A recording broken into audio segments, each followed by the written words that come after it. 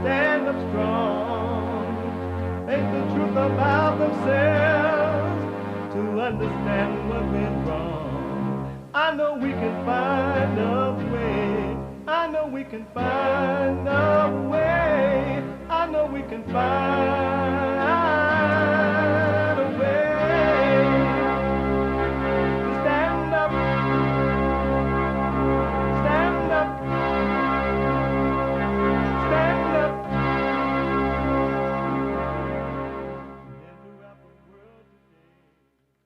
Uniting the races with truth instead of dividing them with lies.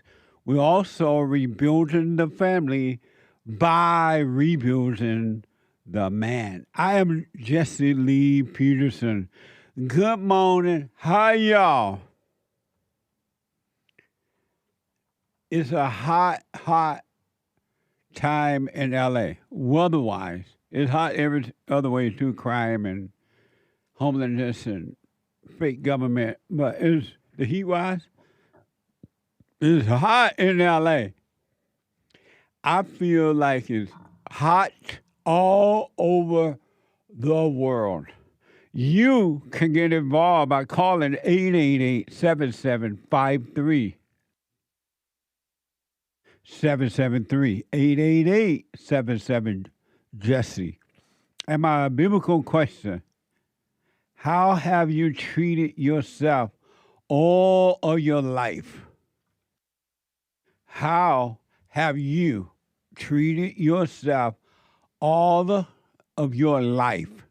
That's an amazing question for self-knowing, self-examination. Know thyself. If you don't know yourself, you would never become free. You got to get to know yourself. Pay attention to what's happening in you. It's amazing. We have every way that you can watch and support the show listed on jesseleepeterson.com/show. jesseleepeterson.com/show. And if you're running around and you just don't have time to sit and watch, you can podcast the show, but you can still be listening on your phone, iPhone, whatever, on your phone, by calling the listen line on TalkStream Live at 605-615-4131, 605-615-4131. And to donate and have your comments read out loud, go to Buy Me a Coffee. BuyMeACoffee.com/JLP Talk. BuyMeACoffee.com/JLP Talk. Or Bond JLP Cash App. Bond JLP Cash App. It's Thursday. And I take all calls. We did all calls on Thursday, but we love the Bible Thumpers. And the Bible Thumper need love and patience as well. And so we set aside Thursday for, again, all calls, but for Bible Thumpers because they need a little bit more time, more patience. I don't know about more patient. Patient is patient. There's no more or less. Either you have it or don't have it. But we set aside for the Bible Thumper because it's difficult for them to communicate in a normal way. And so Thursday, though we take all calls, Thursday is and will always be, let it be written, let it be known, let it be said. Thursday is Bible Thumper Thursday. The sign outside the New Era Baptist Church in Birmingham reads, "A black vote for Trump is mental illness." I am the daughter of 2 pastors. You will emerge from that as an atheist. President Joe Biden is only the 2nd Catholic president. The Pope is like, if you don't. They call him the Holy Father. Ain't nothing holy about the Pope. God, why? Why? Why George God? Holy mackerel. I can't believe you people follow a man. What the? Amazing. I have said once. I have said twice. I have said 1,000 times or more.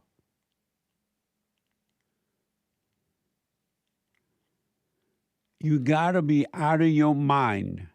Really, you are out of your mind, not gotta be. You are out of your mind when you believe that anger is just a human emotion and that is good.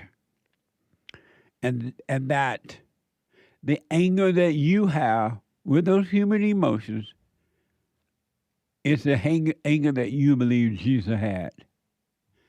Or for those who don't believe in Jesus, you got to be out of your mind to think that frustration, anger, resentment, insecurity, judgment, playing God. You got to be out of your mind to think that's normal. And anyone that thinks that anger is just another human emotion, you are out of your mind. That's why you think that way. The proof is in the pudding, but you can't see the pudding, the proof in the pudding because you are the pudding. Look around you at the reaction on this planet, on this earth, with people who are angry, resentful. They are stressed. They are worried. They are overreaction. They overreact. They are revengeful. They hurt themselves. And if they have children, they hurt their own children. They go after other human beings to hurt them. And you say anger is good. And you say anger is good. You got to be angry to tell your boy or your girl that there was something else other than that. And you're the parent. And you say to your children, boy or girl, you're not a boy, you're a girl. You're not a girl, you're a boy. You got to be out of your mind. You got to be angry and cannot see. Christ said, and his Bible Thumper Thursday, anyone that has anger is a murderer and should not be trusted. You cannot trust an angry person. An angry person is revengeful, jealous, envious, full of strife. And their mission in life, their whole mission, is to walk the earth to see who they can hurt so they can get a thrill, and they call that thrill life. They call it life. An angry person, male or female, is an evil person. And you can know this to be true by looking at yourself. If you want to understand it, is anger really an evil thing? And look at how you feel and how you think and what you do, not only to yourself but to others. You hurt others, or you try to, and then you laugh and you get a thrill. Why can't, and I'm asking this question I already know. Why can't you see that anger is not helping you? It brings on stress. It brings on insecurity. It makes you look for love. It causes you to pray to the devil and pretend that you are praying to God. But you won't see that because you don't know you. And then you go to an expert with a degree, male or female expert with degrees, and they make it worse. They tell you, yeah, you're fine. Here's some medication. Oh, yeah, you can't help it. You need anger. Just don't let anger control you. Here's a pill. They cause you to blame others for your situation. $100, please. $800, $500, $300, whatever they call it. And you trust them because they have a degree. Think about that. I really want you to think about that part. Just because somebody have a piece of paper that's called degree, that they pay thousands of dollars from a university to get, and they wrote degree on it, psychiatrist, doctor, lawyer, counselor, they wrote that on the degree, and you think that person know what they're talking about. You believe them. Only because they have a piece of paper. Think about that. And they tell you to take medication for spiritual issues. Think about that. Can you get any dumber than that? An educated person is not smart. They have no common sense. Look at the world around you. Look at the government. Look at the educated people running these companies and businesses and things like that. I guarantee you that those allegedly female that took cracker out of the barrel, I bet you they have degrees. And they came up with the idea, let's take cracker out of barrel. And that made sense. And the people like, what the? And they had to put the cracker back. You don't know this, but no one on earth is smarter than you. It's just that you don't know that. And the reason you don't know it is because you don't look at yourself. You don't know thyself. And I'm trying to point you back to self. All of your answer to life is inside of you. But you trust outside, and then you just repeat what they tell you. They tell you racism exists, so it must exist. With no proof at all. There is zero proof there's such a thing as racism.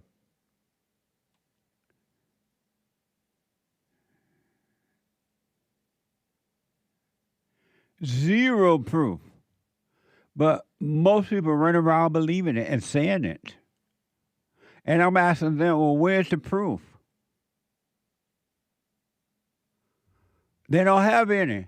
They just repeat what the enemy told them is the truth about racism. And it doesn't exist. It's just a made-up word. It's an empty word that evil people made up, and they put their evil ideas attached to it so they can control you for personal gain. That's all it is. But you don't know yourself, so you don't know that. And if they have a degree or some type of position in government or a position of authority, oh, Lord, it's over. Yes, you believe it. In the same way you believe Jesus is God, you believe you have a will, or a free will. You believe because somebody with a degree told you that, or in a so-called position of authority, and you will not examine yourself to find out if it's true or not. You live from outer and not from within. Just imagine, according to this story I'm about to play for you, it's being reported, and allegedly, I'll say all that because I don't know. There was a shooting yesterday in Minneapolis by a quote-unquote transgender boy.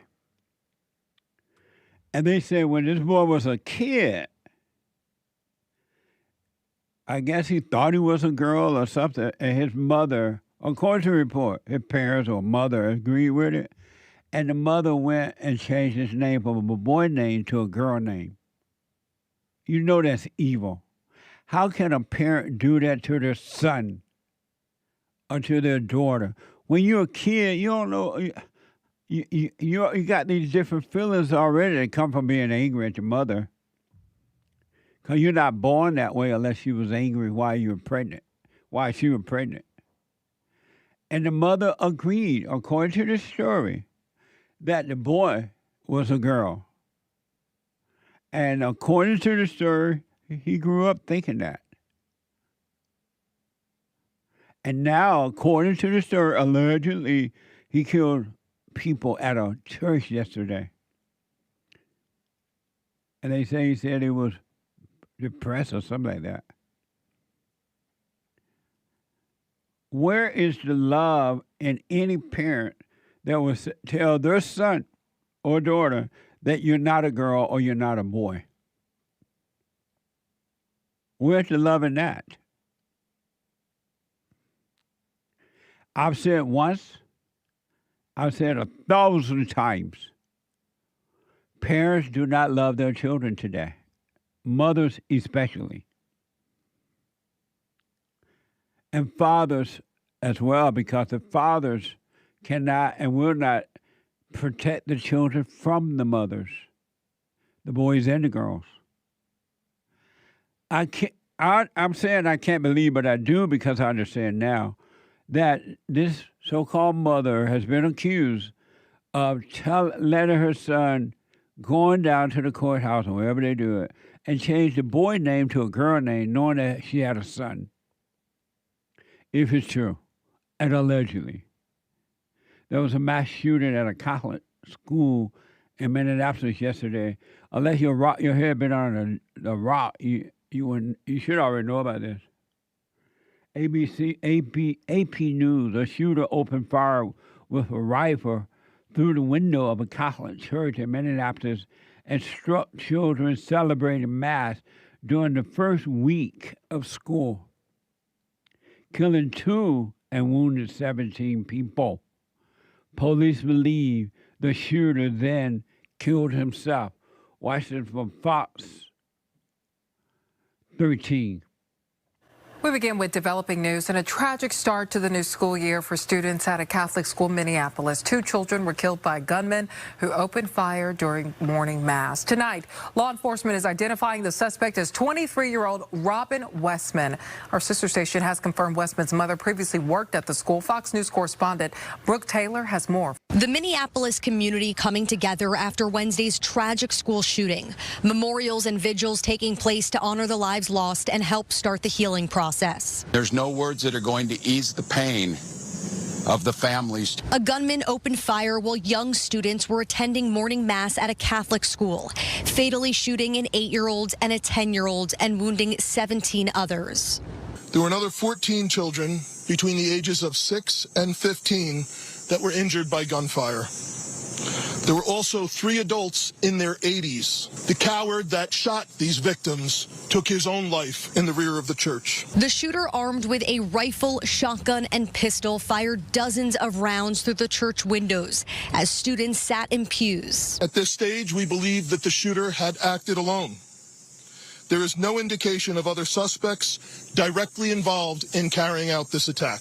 Police are investigating a motive for the shooting, looking at social media, while the FBI is calling the attack an act of domestic terrorism and a hate crime against Catholics. And police say that the rest of the victims are expected to survive, but some are going to need surgery.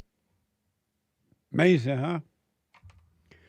If it's true that the mama told the boy or agreed with the boy that he was a girl, And when you change the name, what do you expect to happen? Because changing his name and pretending he was a girl is not going to change the evil spirits that's driving him. As they are with all human beings until you start to overcome.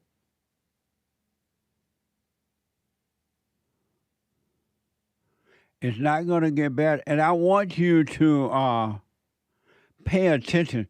You can bank on this one.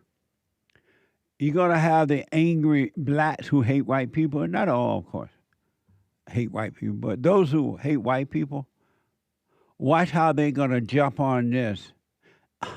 Jesse, how could white people carry out so many school shootings? They're going to celebrate as though it justified a crime that blacks are bringing up on this country daily. They're going to rejoice with white people, because the boy appeared to be white. They're going to rejoice and feel good so that they can feel fine about blacks, killing blacks and other people. Mark my word, this is hell on earth inside of human beings. Really, just pay attention to the blacks that are going to celebrate this. As though this is going to make it better that blacks are killing each other.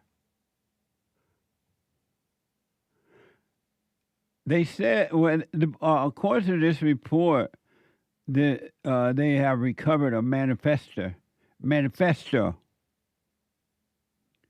along with images showing phrases like "kill Donald Trump."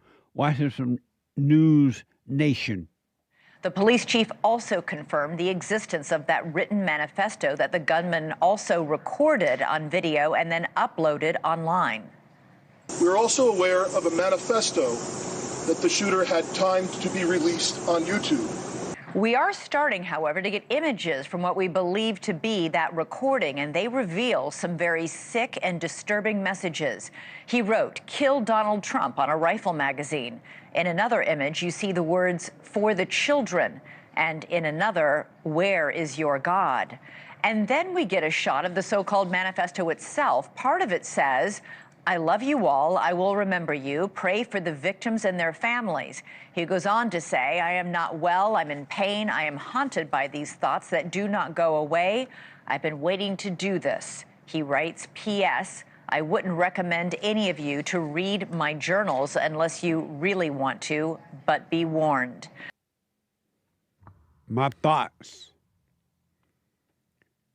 Every human being on this side of the planet have thoughts like that. Maybe not like that, the same kind of go kill anyone, but your thoughts, which are not your own, is your enemy. You believe thoughts, good ones or bad ones. You believe them, not knowing that you are listening to evil spirits that made a home in your mind. They rest in you and they control you.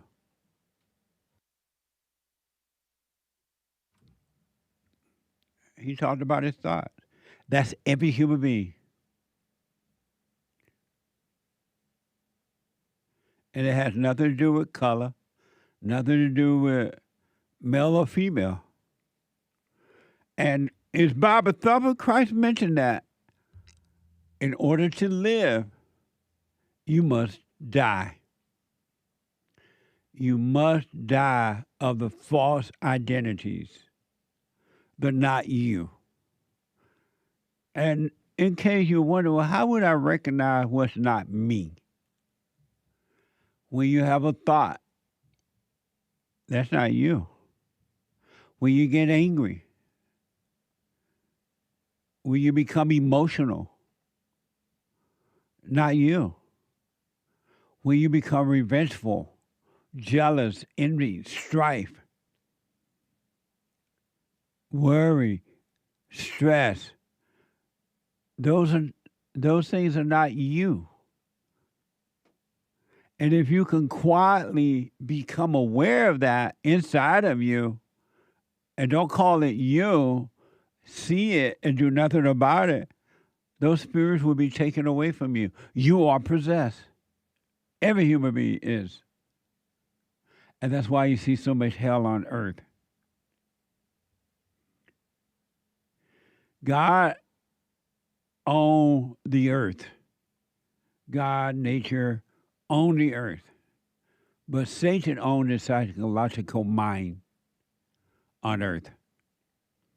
And every human being is listening to Satan on earth, and they carry out what he's telling them inside of themselves.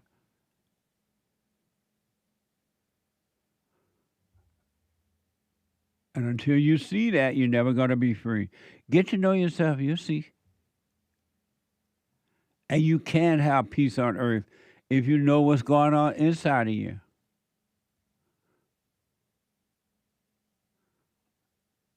And you listen to the devil. You ask the devil in prayer. You pray for things, but you don't know you're praying to the devil. God, give me a wife. I want a wife. I want a family. God, give me a husband. I want a husband. I want a family. And then the devil give you what you ask for, because he will answer your prayer, but he's giving you what you're asking for. And it's on a lower nature, and you fight. You get the wife, you get the husband, but you fight. And you know you're going to fight. You love the thrill of fighting. That's why you pray to the devil for that kind of a person. Why do you need to pray to God for anything? He owns everything. He knows everything. He knows you better than you know yourself. And he will take care of you. But you pray, and you cry, and you pray to the devil. And you call it God. Especially when you're crying and praying to God. You think you're praying to God. Do what you want. You see this example in this boy. They said his mother used to work at that school. And his mother changed his name to a girl name.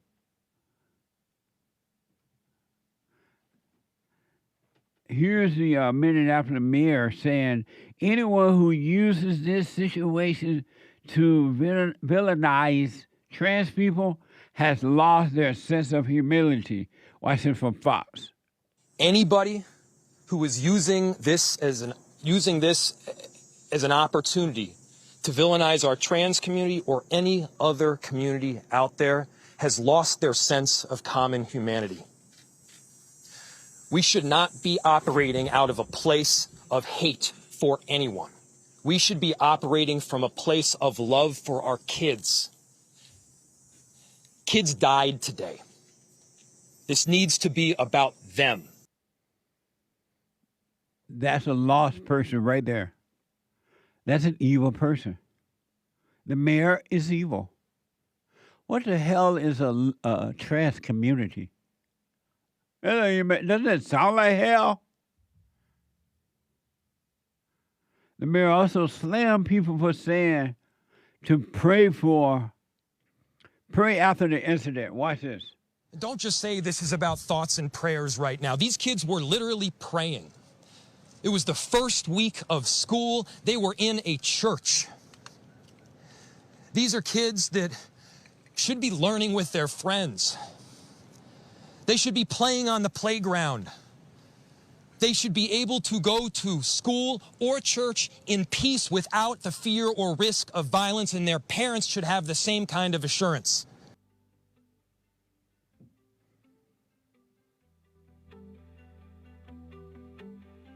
That's a lost soul right there. With a degree.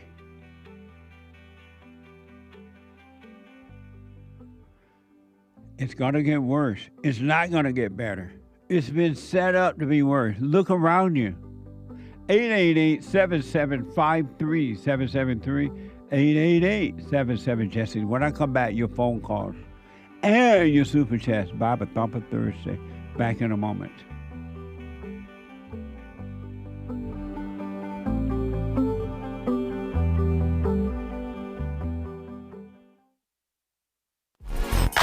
So, here's what I recommend. I invite you to download my silent prayer. I know some people have called in and They wonder if the silent prayer is working. And I just want to take a second and to tell them that it works. You just have to stick with it. Yeah. That's the first thing I started doing before I even forgave my parents. And I was so depressed and suicidal at some times that I just would have to stop in the middle of my job or whatever I was doing and go into the silent prayer. And it really does help. Like, I don't have those anymore. Amazing. You haven't seen anything yet. Doubt every thought. Bring every thought into captivity. Just let them all pass.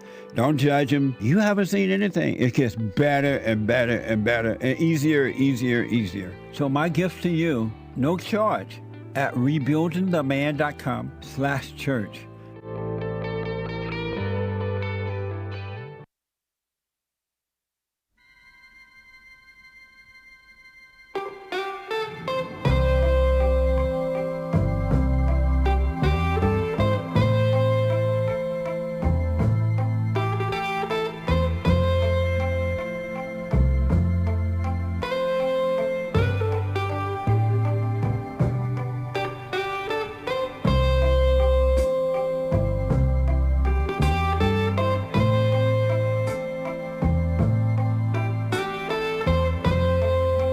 All right, folks, welcome back. Wake up. If not now, when? I really want you to know that you don't have to be you anymore. You can be free. And yes, evil will come after you in your mind, attack you, and then it'll use other people, bring them to attack you as well because they are evil. Human beings have no love. Zero love. Anyway, the Hake report is coming up at 9 a.m. this morning, Monday through Friday. The Hake from 9 to 11 a.m. Pacific time. And after that, the American Anchor Baby. On fire. Natural energy. And there is a natural energy. Most people don't have it because you're living from the Lord nature. You don't have that energy. The American Anchor Baby got it, along with the great white hope, Donald Trump, at 11 to 1 p.m. Pacific time. And then tomorrow, if the Lord is willing and the creek don't rise, a brand new episode of the FallenState.tv. A very interesting discussion with Warren Smith. And Warren is a teacher, volunteer firefighter, and the host of the Warren Smith Secret Scholar Society on the YouTube channel there. Watch this. Next time on The Fallen State. As a result of this video with the kid, you were fired from the school, right? They took my computer, they went through everything as if there was some conspiracy. Wow. We're all trying to reach for objective truth. That's what knowledge is. That spirit that can be unlocked in us indicates there's something higher. So you are Christian, do you know God? When you can quiet your ego in the pursuit of wisdom, you can hear that voice ingrained within you. This is the most interesting interview I've had. This has been a pleasure.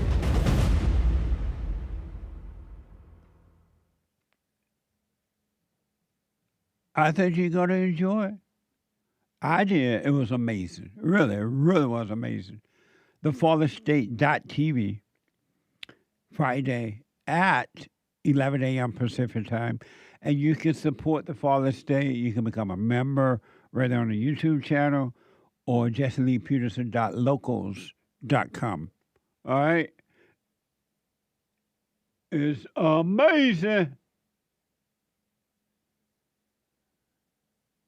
And I want you, before I go to the callers here, I want you to hear the lost souls, the lost people talking about taking your guns as a result of what happened there in Minneapolis.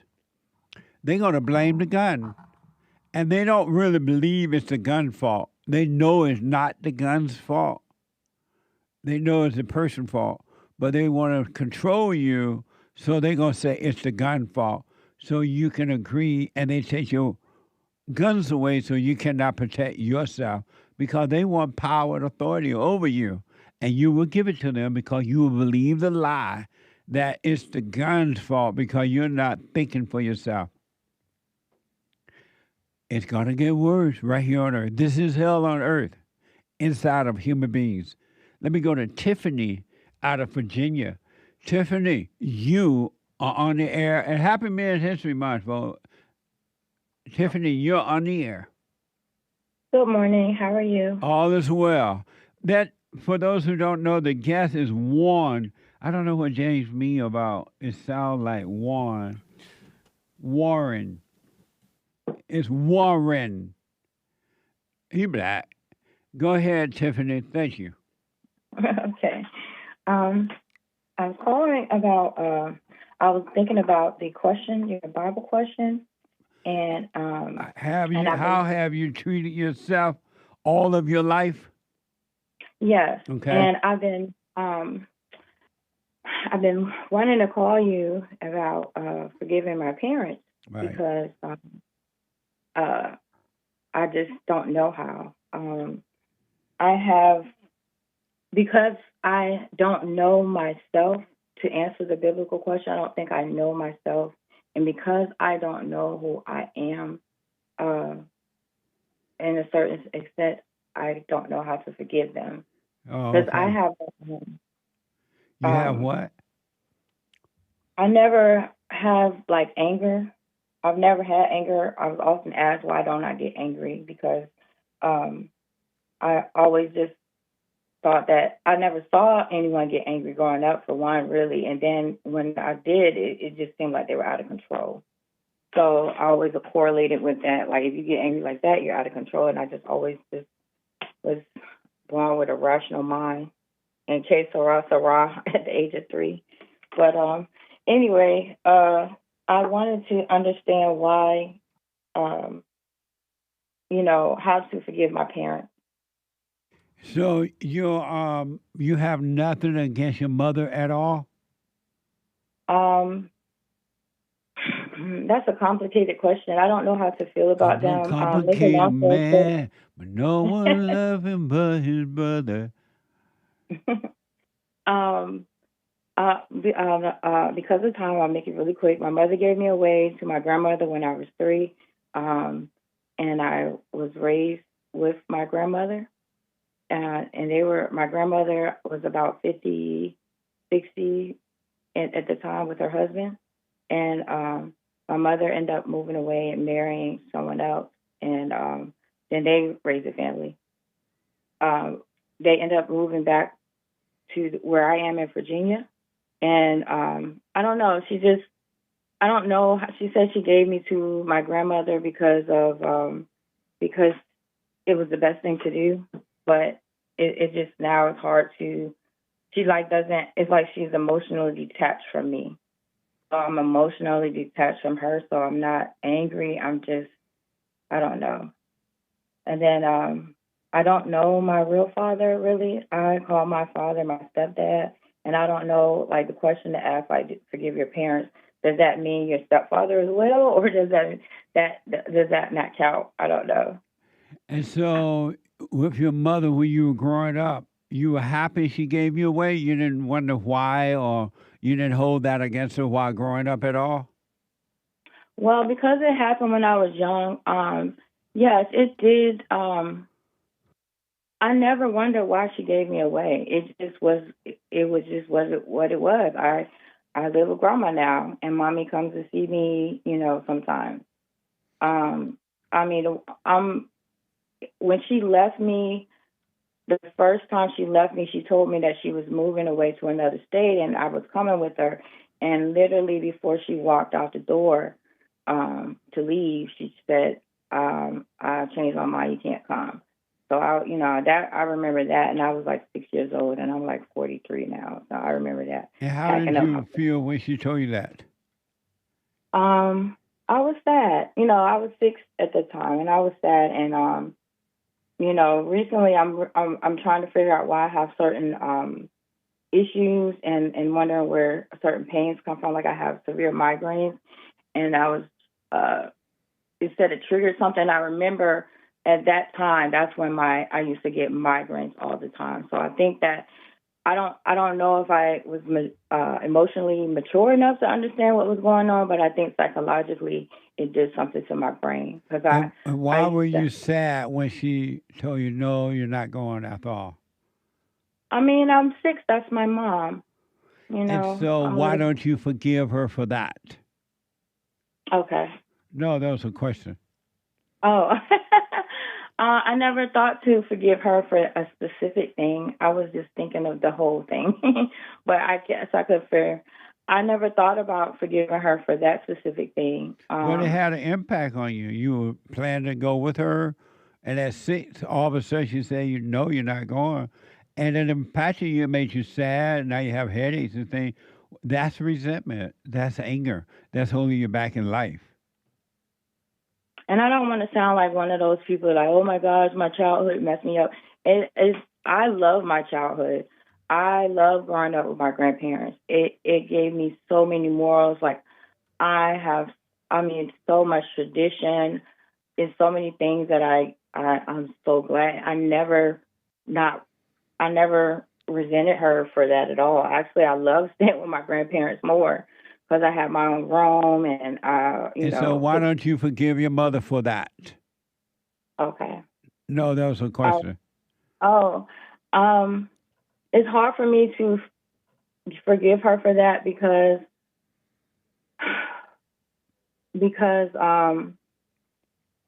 she doesn't seem like she has any remorse. It's more like, well, that's what happened. Get over it. And she's been like that. It's like I've been disposable to her since I can remember. I didn't notice it at the time because it was just normal. But as I got older and I reflect on things that happened, I'm like, wow, why would a mother do that? So I don't know how to forgive her for that because it's like empty. I don't know how. When you say you can't forgive her because she doesn't have any remorse, why does she have to have remorse for you to forgive her?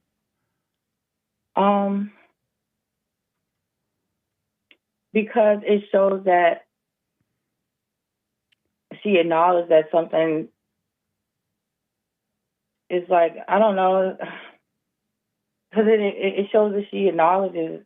I don't know. I don't have this problem with anybody else. Like, I'll just forgive someone because I can just see what they went through. Why does she have to have remorse for you to forgive her? I don't. What? Because it's a mother. Like, I just can't understand how a mother could do that and then not feel. I just don't understand. And I never felt. This has only happened because of you.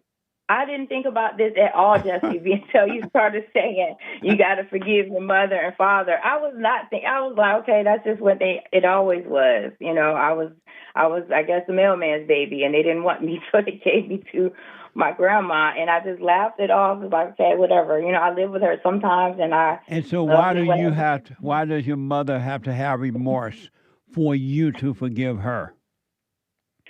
Because I feel like if you don't even acknowledge, it's almost like if you see someone on fire and they're screaming for help or something, and you got a whole gallon of water, and you pour the water on the ground and just say, oh my goodness, I didn't even realize that you needed the fire. Why didn't you say something earlier? You should have, that's how my mother is. Like, it's like, it's just like, oh, well. And then when I don't like the gaslighting, like some of the things that I try to talk to them about, and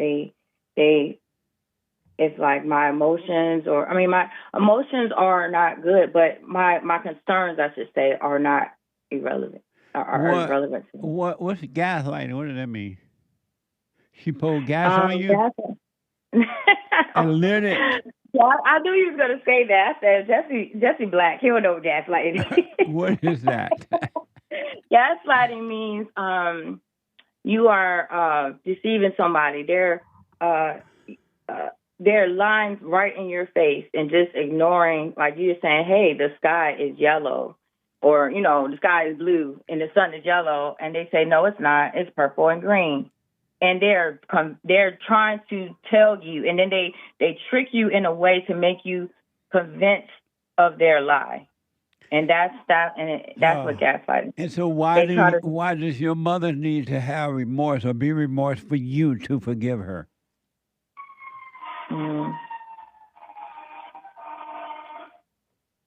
It's a fire. I don't know. And if she was remorse and oh, daughter, I'm so sorry, I was so wrong. If you don't forgive her, it's still not going to help you at all. You'll still be angry at her.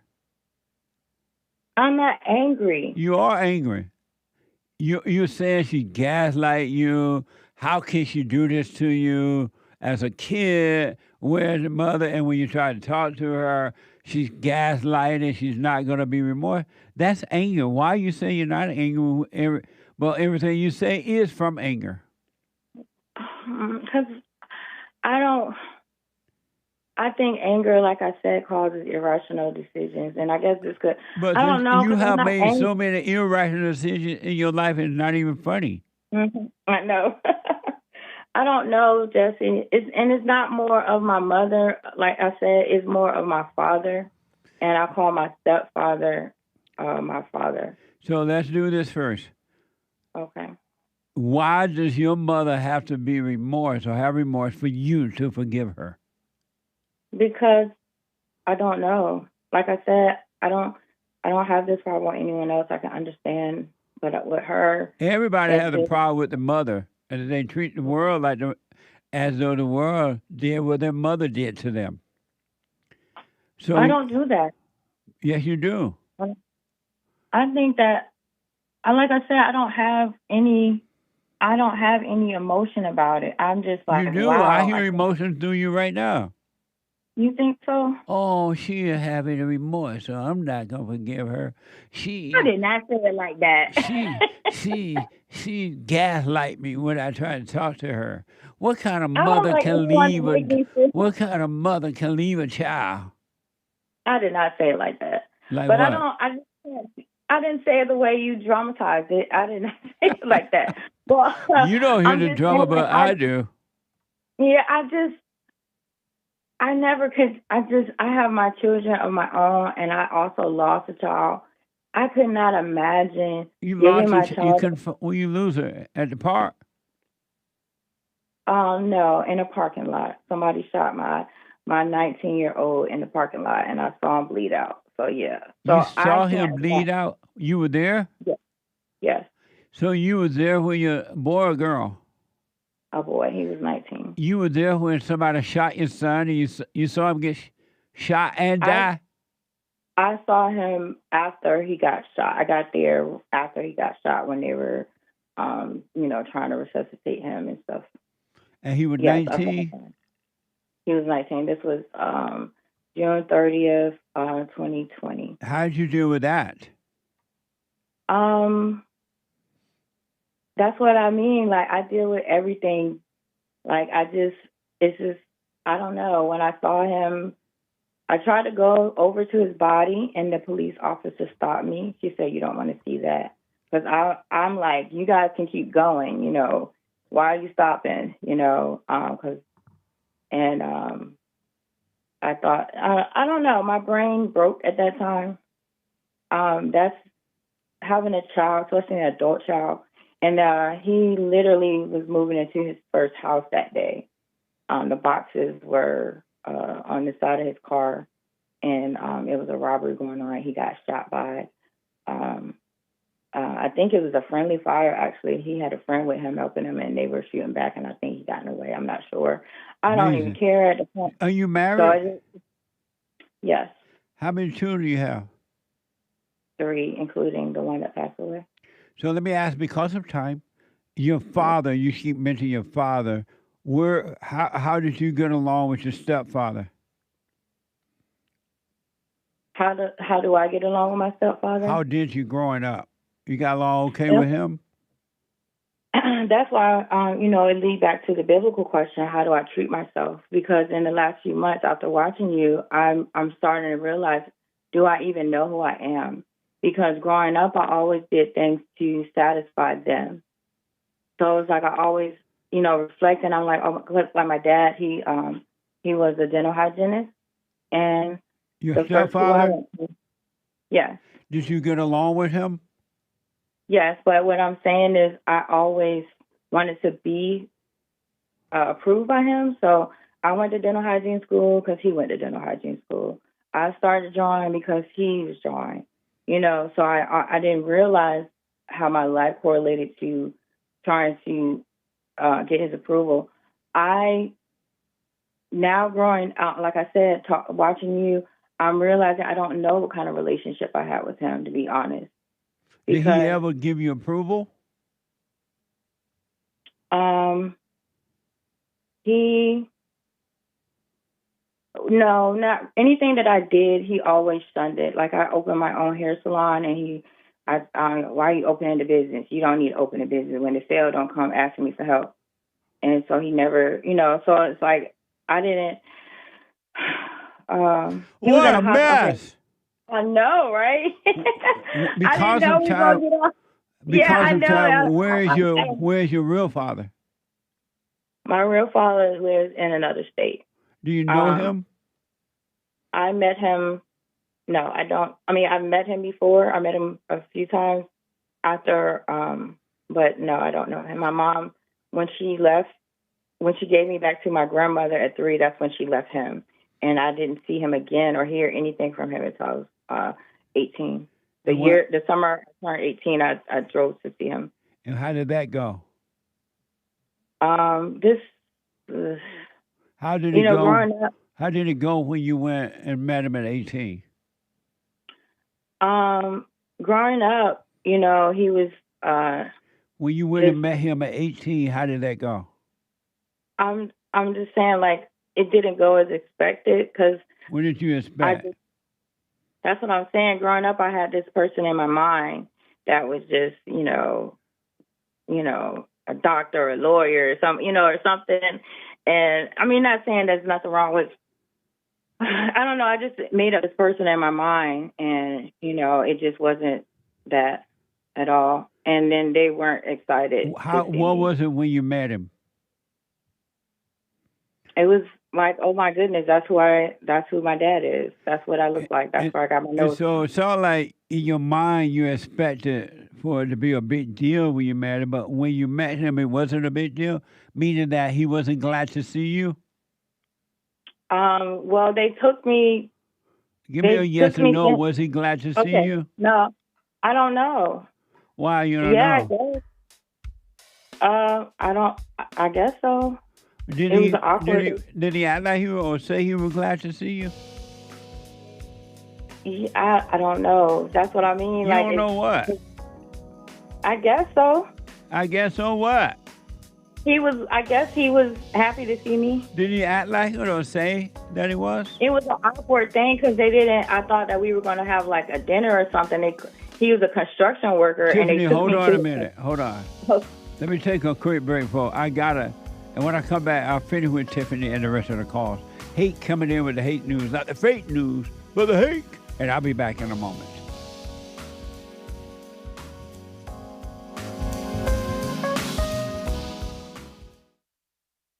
I have books that are amazing. I highly recommend you get them. 7 Guaranteed Steps to Spiritual, Family, and Financial Success Guide. Even if you're not starting a business, but you have a job, or you're on welfare, it can help you if you do. Be doers of the word, all right? From rage to responsibility. From rage. That's what I write about in the first chapter, especially how I overcame. Scam. How the black leadership exploits black Americans. They're using them, and blacks are too willing to be used. And then my last book, The Antidote, Healing America from the Poison of Hate, Blame, and Victimhood. They are all amazing books, and they are helpful. Go to rebuildingtheman.com if you want an autographed copy, or call 800-411-2663.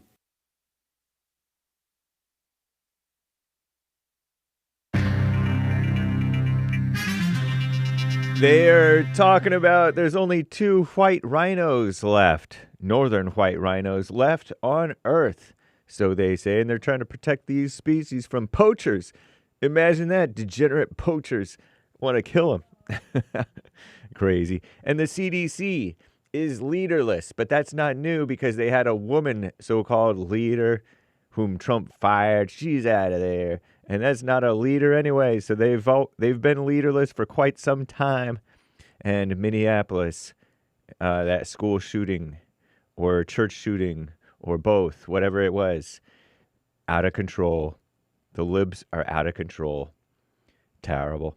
This is the end of hour 1 of the Jesse Lee Peterson Show. It is Bible Thumper Thursday, believe it or not. Thursday, August 28th, happy Men's History Month, AD 2025. The lines are full. Hang tight, callers. JLP will be right back to your calls.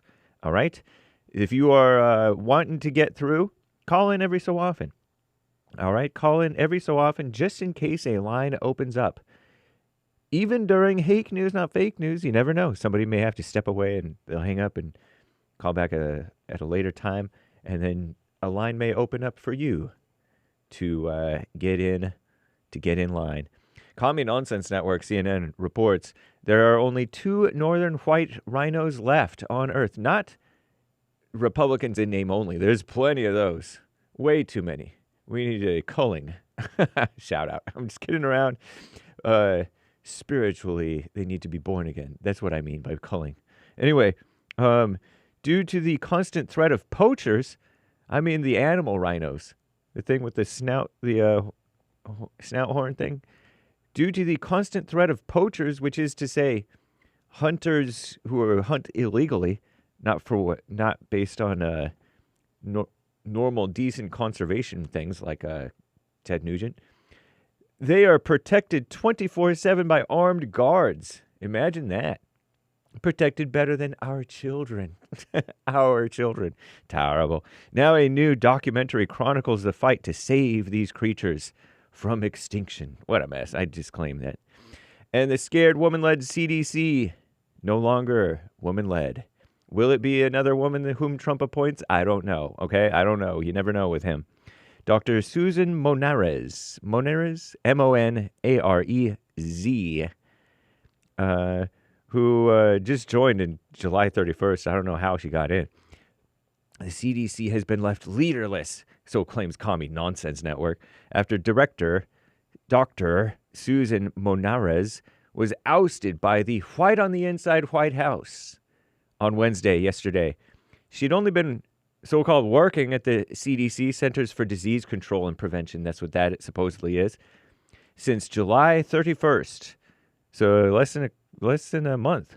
Monarez was not aligned, quote, with the president's agenda of making America healthy again.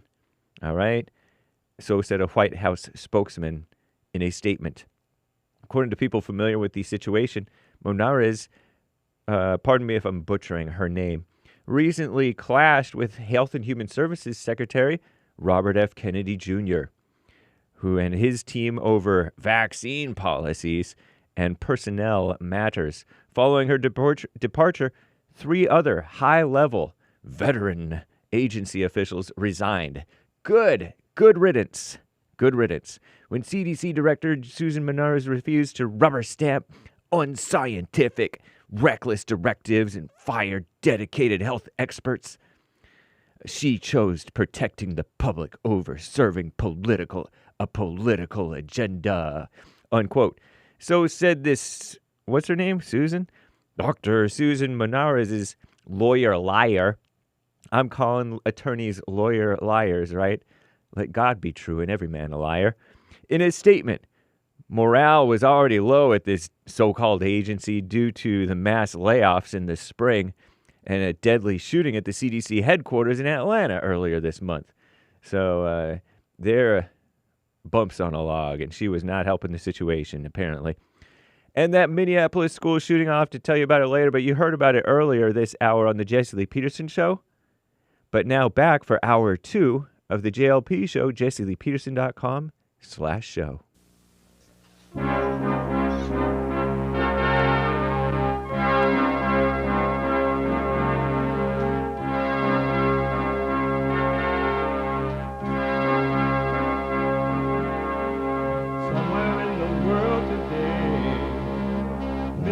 have to stand up strong, face the truth about themselves, to understand what went wrong. I know we can find a way. I know we can find a way. I know we can find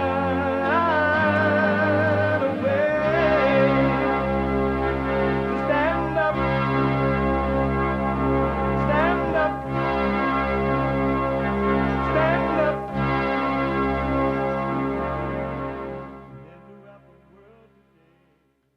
Uniting the races with truth instead of dividing them with lies. We're also rebuilding the family by rebuilding the man. I'm Jesse Lee Peterson. You can get involved by calling 888-7753-773, 888-77-JESSE. And my biblical question, how have you treated yourself all of your life? How have you treated yourself all of your life? How have you treated yourself all of your life? How have you treated yourself all of your life? Now I can stop. We have every way that you can watch and support the show listed on Jesse Lee Peterson. You can bring me back now.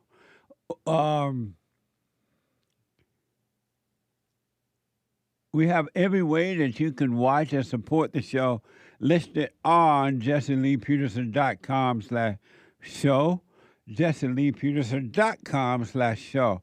And if you're out and about, you can podcast, but you can listen on your phone, no matter where you are and what you're doing, by calling the listen line on TalkStream Live at 605-615-4131.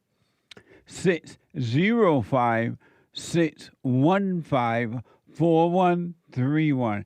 And to donate and have your comments read out loud, we are going to get to your super chats. Go to buymeacoffee.com/JLP Talk, buymeacoffee.com/JLP Talk, or Bond JLP Cash App.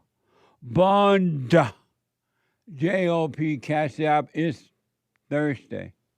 And every Thursday is and will always be Bible Bumper Thursday. Oh, Lord!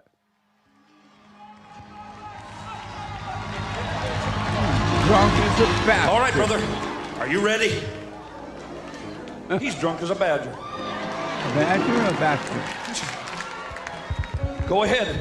Let that Holy Ghost language come up out of you. Go ahead. Oh,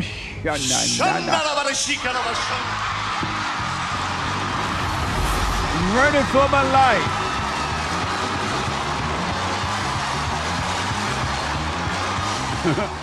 If anybody asks, what's the matter with me? Tell them I'm saved, sanctified, and ready for my life. On fire. I want to go back to Tiffany. And so Tiffany tried to see this resentment for her mother and her father. And we're going to get her, and then I'm going to the rest of the call. Tiffany. Yes. So you, at 18, you went and you met your father, right? Yes. And how did he treat you when you met him at 18?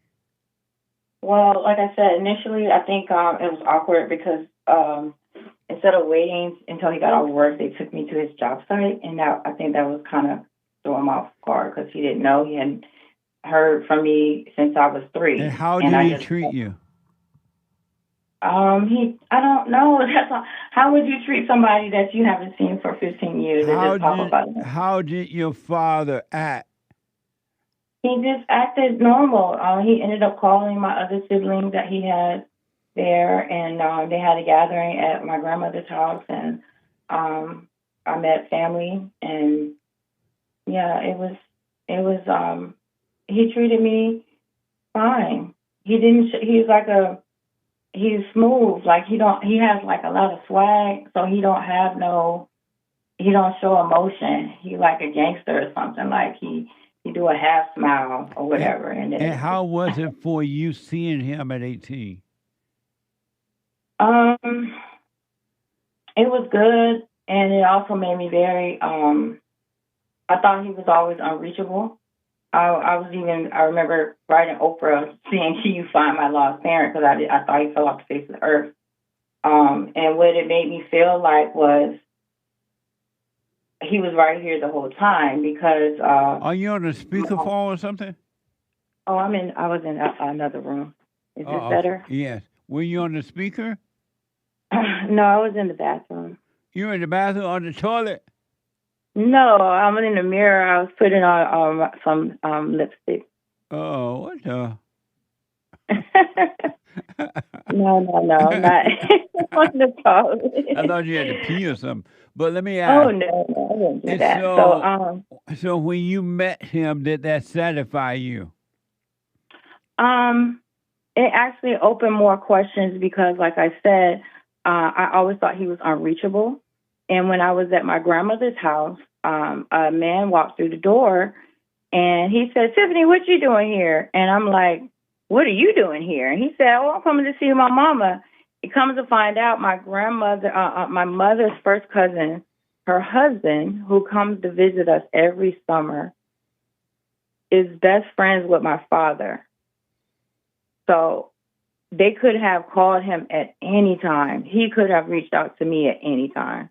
So when you met him, did it satisfy you at 18 to meet him? No, I guess to answer your question, because it's like, why didn't you contact me? If your best friend is my cousin's dad, why wouldn't you? You know what I mean? It's And like, when you asked him about that, what did he say? I never asked him about it. Why not? I was 18 at the time. I was puzzled. But now, why haven't you? Are you able to reach him? Have you been able to reach him since 18? Yes. And why have you done that? I have reached him. I went to his wedding, and he had a wedding a couple of years ago, and I would talk to him periodically through a phone call from him. And so why haven't you asked him about all the things you've been wondering? Why did you leave me?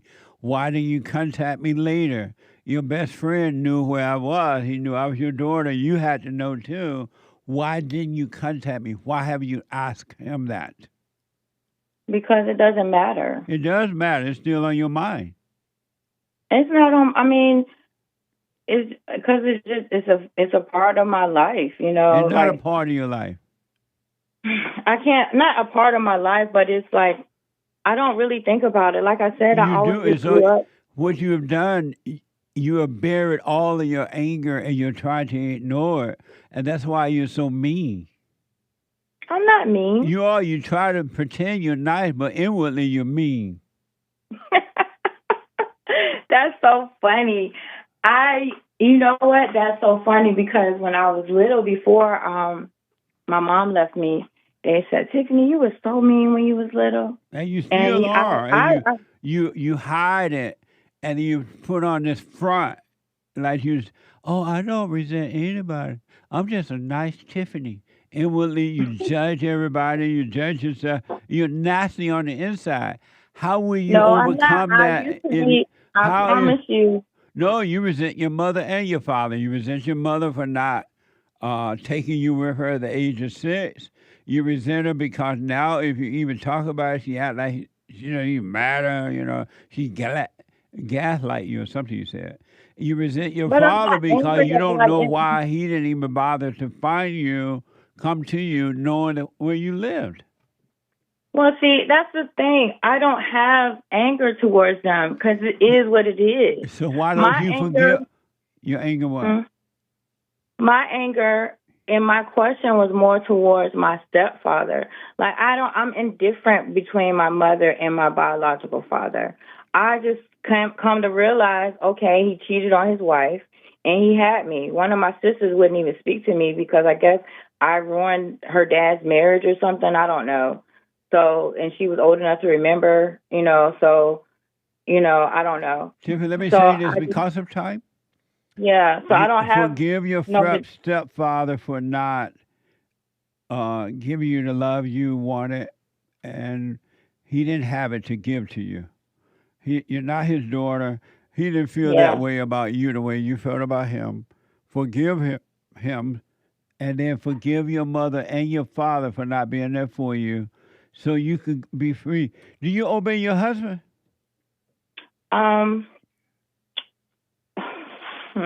No. That's of the time. No, we are separated. Do you obey your husband? We're separated. So did you obey him? I'm a different person now, Jesse. Did you obey your husband? Sometimes I did. Did you obey your husband? Do all the time? No. Yes, I did. Yes, did you I obey did. your husband? Sometimes I did. Sometimes I didn't. Either you do or you don't. There's no such thing as sometime and then sometime. Well, he didn't make wise decisions. That's why I said because of time. Did you obey your husband? Not all the time. So that means no. Yeah, he had some issues. It wasn't good. It wasn't wise to obey his decision. And so, were you difficult for him to deal with? I think because of what I was going through with my son dying, and we had just gotten a relationship. I don't think he could handle that, and he got drunk. That's why I said it was difficult. My son just died, and my sister, That's and not a everybody. reason to be difficult. Those are just a bunch of excuses. It's not. It's not a. It is an excuse. No, when I say it's not that it was difficult. It's just some people can't handle when someone gets sick. And that's what I mean by difficult. It was difficult for him because he didn't know, like when I got sick and you know, my everything was not working properly. Are you doing the silent prayer? All day. Okay. I don't get out of the bed before saying it, even when I start, all day. So here's what I recommend. I can't play no more now, but I want you to call me back. I recommend you forgive your mother for not being there for you or leaving you at 6 and acting the way she's acting now when you try to talk to her. She cannot help it. You don't need her to feel remorse or anything. You forgive her so that God can forgive you and you can stop holding all this hell inside of your body, your mind, pretending to be nice. And then forgive your father. And ask your father, I want you to ask your father, why did he come for you? He knew where you were. Why did he come see you or something while growing? Ask him about that, all right? Okay. I'm not a crybaby. I'm not complaining. I'm not a victim. Okay. I don't want to, but I'll call you back and I'll tell you what happened. So ask your father what happened. Why did you knew where I was. Your friend knew me. And forgive your mother. It doesn't matter how she acts. You need to be forgiven by God so you can overcome the hell in you. And you really don't think I forgave? Because like I said, I'm just... You have not forgiven. Because if you have forgiven, you wouldn't be saying things like, well, my mother is not remorse. She gaslighting. Because she started a whole new family, and I didn't think about it until all my life. My friends would say, your mom got married and moved away and you got other brothers and sisters with your mom, and they got a big house, and they didn't move you there? And I would be like, yeah, I stay with my grandma. And they'd be like, that's messed up. And I would just be like, okay, well, that's what you said. I never Tiffany, yeah. Stop pretending with yourself. Go and forgive so you can be free. I just don't. It's like I don't feel like she. I don't want to say she don't deserve. It's like not even worth it's nothing to forgive. It's just like you're that type of person. Okay, then if you don't think that there's nothing for you to forgive, then suffer and die. Stay in your hell. I don't. I guess maybe what is your definition of anger? Or what is your definition of not forgiving? Like, why do you think I didn't forgive my mother? Have you told her? I didn't tell her because I didn't know if it was anything to forgive. All the stuff you just talked to me about, that's not worth forgiving? You think she's gaslighting you? She doesn't care. She just does what she want to do. She someone left else's you. definition, and someone could say that needs to be forgiven, but I don't. Okay, then listen. Stay with it. Stay with your misery until you see you need to forgive. Don't do it because I said it. You stay with it until you see for yourself you need to forgive. Yeah, 'cause I don't even see. It's like if a baby did something and broke it, you don't say "I forgive you for breaking that." It's like that's what babies do. Okay. And so when her actions is like, okay, that's what she does. Okay, then stay with it. Don't do it until you see that this resentment is fire. You stay with it. Okay. And just suffer. Really, I don't want to suffer. Yes, you do. Because if you didn't want to suffer, you go and forgive and stop pretending like you're so nice. But I didn't feel this way until I started watching you. Like I said, because I didn't. It never really. It just was like that's who my mom is. It's like it is what it is. I didn't even think about resentment. I still loved her and everything. It's just that if you love her, you will forgive her. You don't love her. I feel like it's nothing to forgive. It's like what I'm forgive you for. So if you didn't need to forgive, why isn't it work or didn't it work with you and your husband? Because my husband, that's why we don't have time for that. That's because of all the things that was happening. You got a bunch of excuses. No, I don't have a bunch of excuses. If you have something that if something happens Tiffany, where there's never a reason to be angry. No, it doesn't matter what happens. You got a bunch of excuses. But listen, I got to run. Just suffer until you're ready. I'm going to call you back tomorrow. We got to finish this conversation. All right. Call me back tomorrow. Okay. All right. Have a good day. All right. Amazing. 888-7753-773. Let me go to Maxwell, a first-time call out of Wisconsin. Maxwell, happy Men's History Month. You're on the air. Happy Men's History Month, Jesse. Good morning. Good morning. So, I feel as if I'm being double-minded about a decision with work. I have the opportunity to transfer same company to a different location, just at a nicer city. But I keep having these feelings like, oh, I should totally do it. No, I shouldn't. I shouldn't. What if this happens? Blah, blah, blah. So I was just wondering, how do I stop being so back and forth? So you have a job opportunity to transfer somewhere else with the same job? Yeah, same company, just a different location. And do you want to go to that location? I do. So why don't you stop listening to the thoughts? And because you're being double-minded, why not just flow with the opportunity and don't worry about what if, and see what happens? Why don't you stop listening to the thoughts? I don't know. It's just I fall away from being present and everything, and yeah. I'm sorry?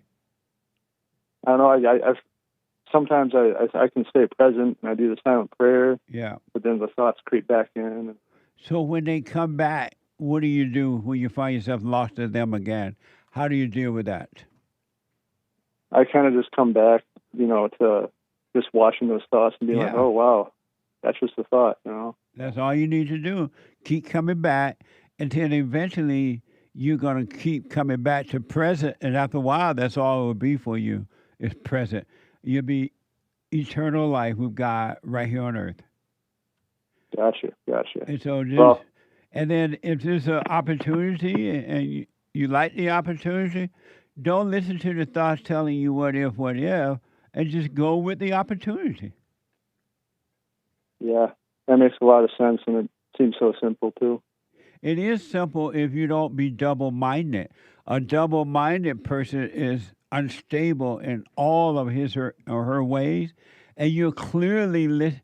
Do you believe me, or have you seen at all that all thoughts are all lies all the time about anything? Yeah, I've seen that. So why do you believe them then? I don't know. It's just this turmoil in my head, and I don't know. have you heard me say, in your head there are nothing but evil spirits, and they're trying to dictate your life because they want to live in you? Yeah, yeah. And so why do you listen to that then? I guess I still got to work on it, I guess, staying present. I'm sorry? I guess I got to work more on it. I'm staying present. Yeah, just practice staying present and you'll be fine. Okay. But if it looked like a good opportunity, go with the opportunity. And whatever the thoughts are telling you about it, don't give that any room. Don't listen to it. Gotcha. And don't, that way, one thing will lead to another if you just live your life, simply live your life, give no thought about tomorrow or yesterday, and just be. I gotcha. That makes a lot of sense. Well, that's all I had. You doing the silent prayer every morning, every night? Every morning, every night. Okay, well, just stay with, practice being present, and just, no matter what the thoughts and emotions are telling you, be aware of them, but just don't call them you, and the light will destroy the darkness. Emotions are dark. The ones that feel good and the ones that feel bad. They're dark, they're evil, they're spirits. And they live in human beings. And they don't want to be homeless, so they're working hard to stay inside of you. Mm-hmm. Well, I got another question for you. Yeah. Related. So yesterday I was doing the silent prayer when I was feeling all, like my mind was just in a swirl, you know. And it's like, I felt like pain almost, like I wanted to throw up or something, you know. And I've heard you say that the pain's not you; it's like the pain of the spirit, you know, that's inside you. Right? You know? Is that right? 100%. As long as it's not a medical issue, 100%. No, it reminded me. The only other time that happened is like the very first time I did the silent prayer. It was crazy. I thought. My mind started spinning. I thought I was going to throw up. I was like, wow, all I'm doing is sitting here doing nothing, you know? As long as it's not a physical illness, throw up those demons. If they want to come out through throwing up, throw them up. Throw up. Yeah, for sure. All right. All right, well, that's all I had for you, Jesse. I wish you well. Thank you. All right, goodbye. Bye now. 888-7753-773. Let me go to Tony out of California. Tony, you're on the air. Happy Men's History Month. Hey, Jesse, how you doing? Happy Thursday. All right. Happy Men's History Month, Tony. Yeah, I was just calling you about this situation. Happy Men's History Month, Tony. That you know, I don't participate in man-made stuff, man. Come on, stop. But the thing is, the reason I'm calling you is that you saying that, you know, it's Thursday. I was calling. Is God a God of love and evil? What do you think about that? Because that's what the scriptures say.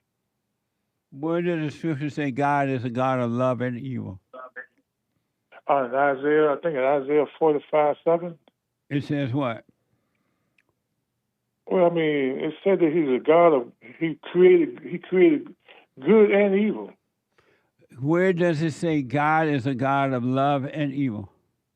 Well, can you read the scripture, Jesse? No, you read it. It's your homework, not my homework, Maze. I mean, well, the thing is, I mean, you know. Where does it say God is a God of love and hate? It's in the Bible, Jesse. Where? It's in the Bible, okay? Where? I believe it. I just gave you the scripture number. And well, you keep read it to me. Read it to me. I don't have no Bible. I don't have a Bible, okay? So then why do you call me making up stuff then? It's not making it up. It's in there. You are making that up. Jesse, it's in the Bible, bro. I just gave you the scripture. You got a teleprompter. You got a computer right there in front of you. That's your problem, not mine. You want me to but do your homework. But can we discuss it? Can we discuss this, man? I just told you that's a lie. That's not in the Bible. It's not in the Bible that says that God is a God of good and evil. No. You know it's in there. You just don't want to admit it. You don't want to prove that it's in there. Then prove me wrong. No, come on, huh? Prove me wrong. Well, tell one of your producers to Tony, look up I gotta Isaiah run. 45:7. Nobody gonna do your homework. You call up here And I with just a gave you the lie, scripture, and man. then you want somebody to look up That's your it. lie. That's it. Find that scripture and then call me back. Find it and call me back. What a liar. Super chat. Super. Super chats. Ang Band Art with a coffee. Buymeacoffee.com/JLP Talk. I read this on Punchy TV, but just in case it was for JLP. Check out yesterday's Punchy brand new episode on Punchy TV. I plan to mention that. Nice. Said they don't call him the God of Israel for nothing. What? They don't call him the God of Israel for nothing. Is-real. Thank all you. Caps. I don't quite understand, but thank you. Kind of like the God of Israel, but the Israel too. Nice. Thank you. Thank you, Angban Art. It's a play on words, kind of like a pun. Oh, okay. Thank you, Angban Art. He didn't get it, but I got it. I'm Anyway. black and slow. Jim from Alaska on Punchy.tv. During Punchy TV, I used to keep my 12 gauge and 30-30 in my truck in high school. Nice. I remember that too in high school. We carried, my grandfather used to have a gun in the truck. Nice. You know, and nobody thought anything about it. That's right. And then when I got my rifle at 15, I would never forget that. I was so happy. And then at night, I just left it by the door. Nobody touched it. No one shot another person with it or anything. Not even thought about doing that. Amazing. Thank you. Good point. Thank you, Jim in Alaska, who also says on the biblical question. How have you treated yourself all of your life? I've been smoking on this question. Another good one, sir. It's tough to admit this, but now I see that sometimes during my 55 years, I've treated myself the same way my mother treated herself. Selfish, evil, self-entitled, arrogant. Though I tried to act and follow my father's footsteps, I now see he also has his own issues. What a mess. What a mess. Never too late to discover more about yourself, right? Thank you, Bond, for all you do. Thank you, and I'll put my 2 cents in on Sunday. Thank you. Jim, right? Jim in Alaska. Jim from Alaska. Thank you. And Pork Chop Express, Jesse, if you were forced to take on a roommate the rest of your life, would it be A, Brian from New Orleans, Louisiana, NOLA, B, Tony from California, or C, would you run away to Mami Africa? And that was force in the world. Thank you. Jermaine bought a coffee. I was reflecting this morning while getting ready for work. Mother gives you her nature of judgment as a child because she wants to live through you. Makes it all about herself. Later, when it's time to forgive and go end judging, thought comes, I'll hurt her feelings. I don't want to make her mad or upset. She did everything for me, unquote. But what a setup for control.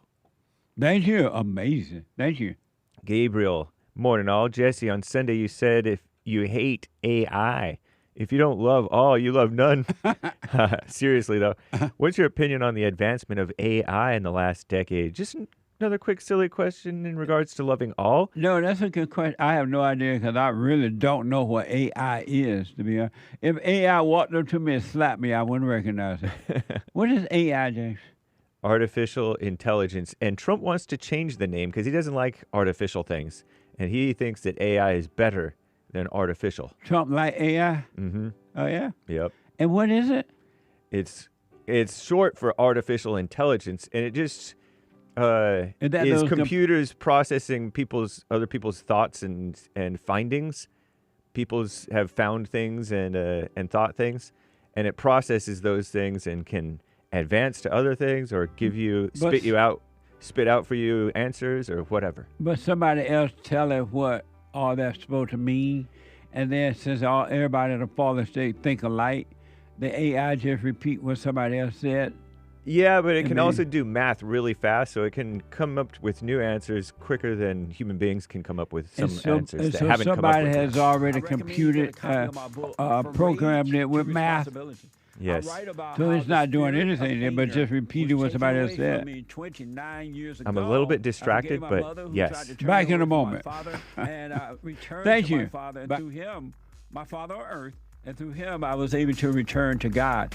No man or woman can return to God unless you go through the Son. And men are sons of God. They may be weak, pathetic examples of it, but it's the spiritual order of life. God in Christ, Christ in man, man over woman, and woman over children. So get from race to responsibility. I write about that. Go to my website, rebuildingtheman.com for an autographed copy, or call 800-411-BOND. And donate to my nonprofit, Bond, the Brotherhood Organization of a New Destiny. We are rebuilding the family by rebuilding the man.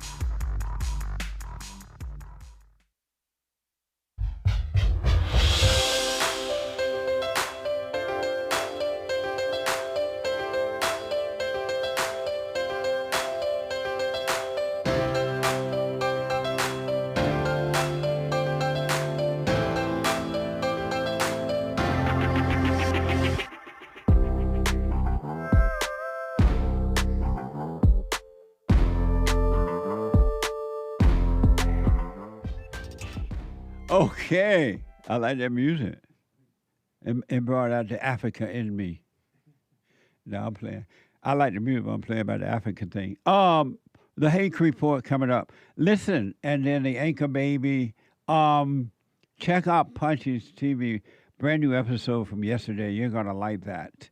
And if you want personal shout out, I do them for you.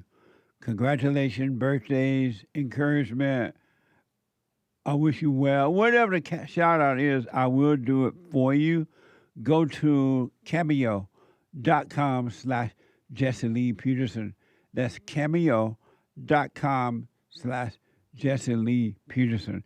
And I would do them for you. Check out all the merch.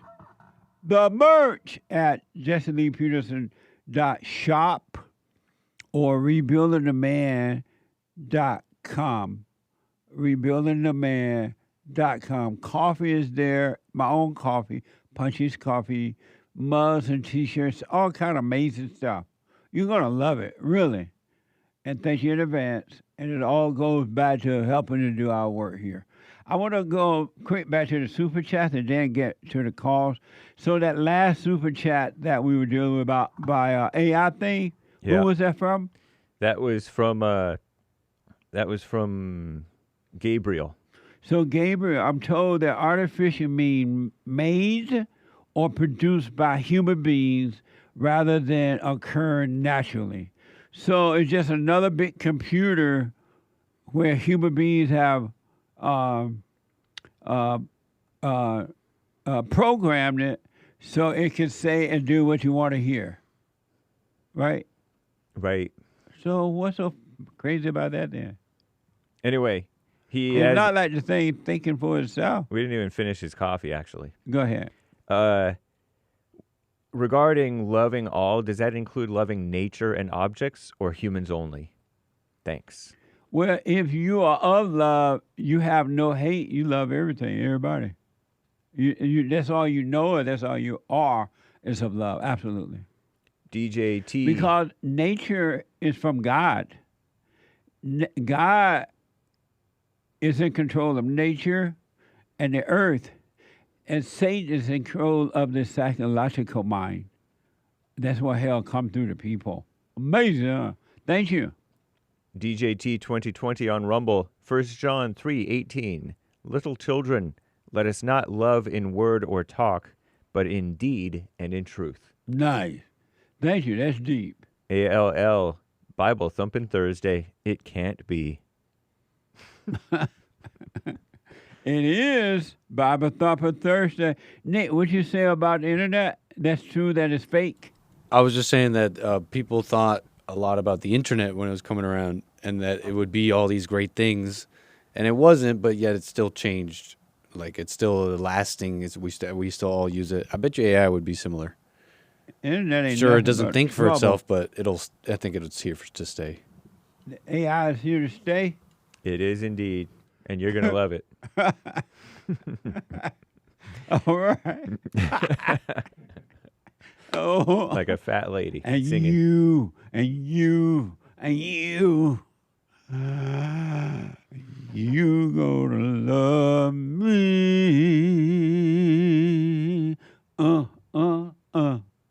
I'm judging with looks. Marilyn bought on Super Chat. We are all gods because of God. Kings and queens and everything should be free. Jesse, forgive your mother. Stop working for the feds. Is Marilyn black? I think she's white Hispanic, perhaps. I'm not white sure. people don't normally think that we all God. Well, maybe that's the Hispanic side. I'm totally speculating, not to dox her ethnicity. Oh, okay. Thank you. We're pushing her over to the Hispanic side. Latina. Thank you, though. Maryland, right? Yeah. Thank you, Maryland. Thank you. Yeah. Jack on Cash App. Christ is king. King emoji. Orthodox Christian fancy cross button emoji. Christ is king. Thank you. Very generous there on Cash App. As Donald Trump is king. And yes, Donald Trump, we do want a king in America forever. But it has to be you, nobody else. Donald Trump, Netanyahu, and Putin. The three rulers of the world. That's right. Very nice. Thanks again, Jack. Sam Montenegro. No, not Netanyahu. And yesterday, Bill Lockwood was like, no, not Putin. Well, he said, I don't know about Putin. Actually. Right. Sam My says... friend texted me and said, yes, Jess, you got to let Putin go. Never. We'll never let Putin go. Forever. Putin forever. Sam says, call into the listen line and listen on the show on your iPhone or iPad. They made me stop saying iPad. They're like, Jesse, you can't listen on the iPad. Unless you download the app. After 30 years. Indeed. Thank you, Sam, for for adding to the confusion. Beta bought a coffee. Beta no more, that is. I recently switched over from working behind a desk to physical hard labor. I'm in my late 30s. Not going to lie, at first, my body had to adjust because of the hard work. Luckily, my back is in beta, like Hake's back. For conversation purposes, I feel like a man working hard. Is your plantation hiring? That's a good point. I mean, are you white or black? It all depends. If you're white, you become the leader of it, meaning that you're the overseer. And if you're black, you're the worker. That's the only way it's going to be real. Amazing. Thank you. Dominic, with no message on Cash App. Thank you, Dominic. Calvin from Ohio, Isaiah 45:7. I form the light and create darkness. I make peace and create evil. I, the Lord, do all these things. But the evil in this verse means calamity or misfortune. I get what Tony trying to say, though. Happy to help, Tony. Tony. Laughing face sideways with tears coming out. Don't do Tony whole work for him. Don't help out the devil. Indeed. Amazing. Thank you. Thank you, Calvin in Ohio. Yeah. King Alpha Nerd here. And to Tony's point, Isaiah 45:7 states, I form the light and create darkness. I make peace and create evil. I, the Lord, do these things. But Tony, many scholars interpret the evil in this verse not as the moral evil that God would never cause, but as times of hardship, disaster, and distress that God uses to fulfill his will. For example, God may send calamity to bring about justice, discipline, or accomplish his purposes for believers. Nice try, Tony. Hold this L respectfully. And another one bites the dust. Why do people still believe that the Old Testament exists, that is real? How come they don't know we have a New Testament? Because Isaiah is from the Old Testament. It is indeed. So why do people still think that that's what God do now or think? Because it feels sacrilegious in their minds. Oh. Because God said, I am the same yesterday, today, and forever. But don't they know that there is a new now in the New Testament? Christ said, hey, I give you new everything. The new kingdom is here. Everything is here now. Everything is done. And his mercies are new every morning. Right. New every morning. So why don't people know that? Why do they still believe Isaiah?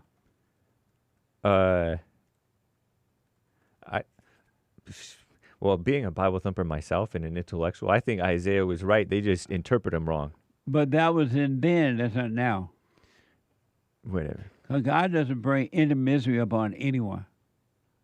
Right.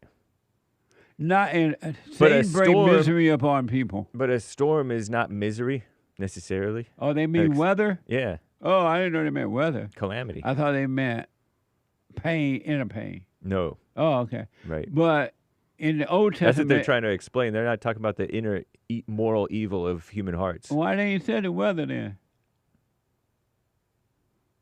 The other I interpretations bet you Tony say don't mean that. other Tony interpretations. doesn't have sense enough to think that I know way. that way. I know that. That's what these people are trying to say, and you still didn't get it. Oh, I'm black and slow too. See, But nice. nice. Thank you, y'all. Oh, Thank by the you. way, I said mercies are new every morning. That's also from the Old Testament. Lamentations.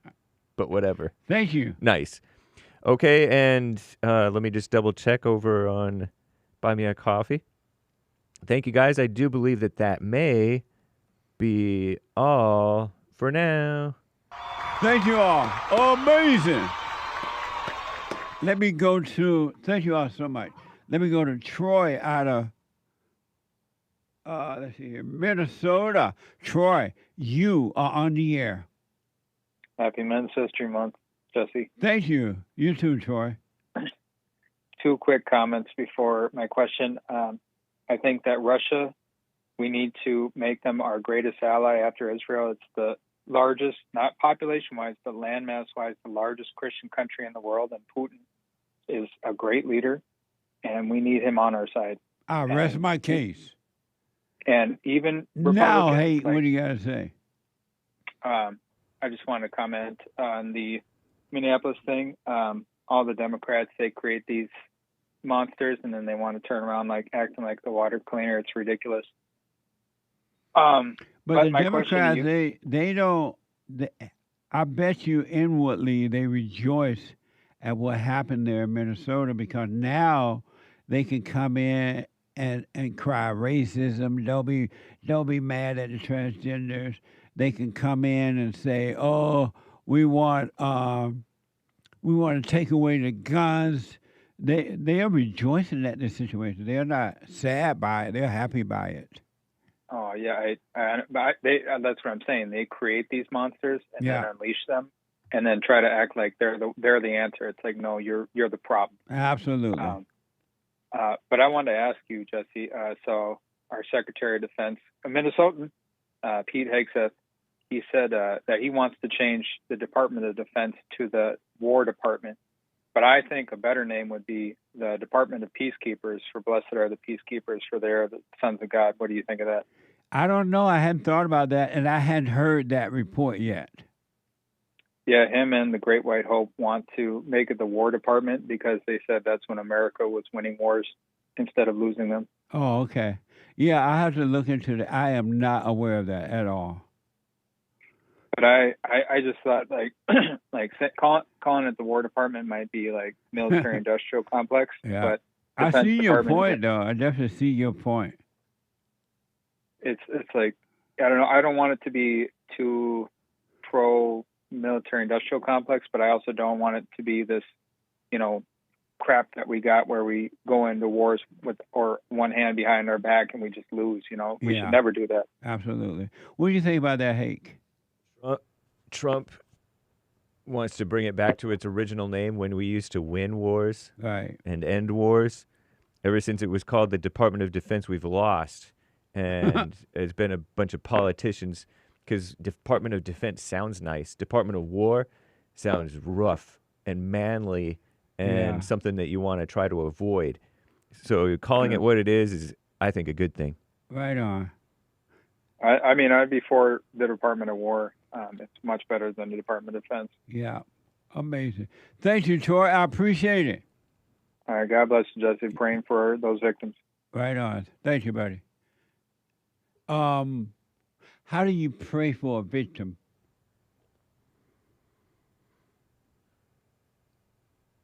I close my eyes. I close my eyes. And picture the little children. It's about the children. And think good thoughts and call them prayers. Or beta. Well, alpha. That ain't even make sense. Well, that's what people do. That's what I do when I pray for people. Oh, yeah? You do what? I think good thoughts and call, quote unquote, good thoughts and call them prayers. What's a good thought? Oh, Lord, bless them or something. What? Are they already a victim? How can they be blessed? Whatever. Then you pray for the survivors. You pray what? I don't know.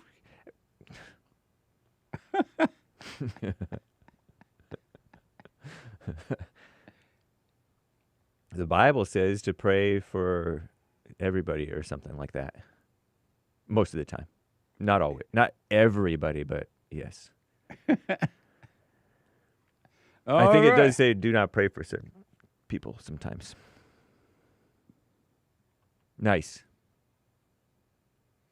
Derek, the little Bible thumper, my producer, he be like, pray they come out on top of their spiritual battle. What does that mean?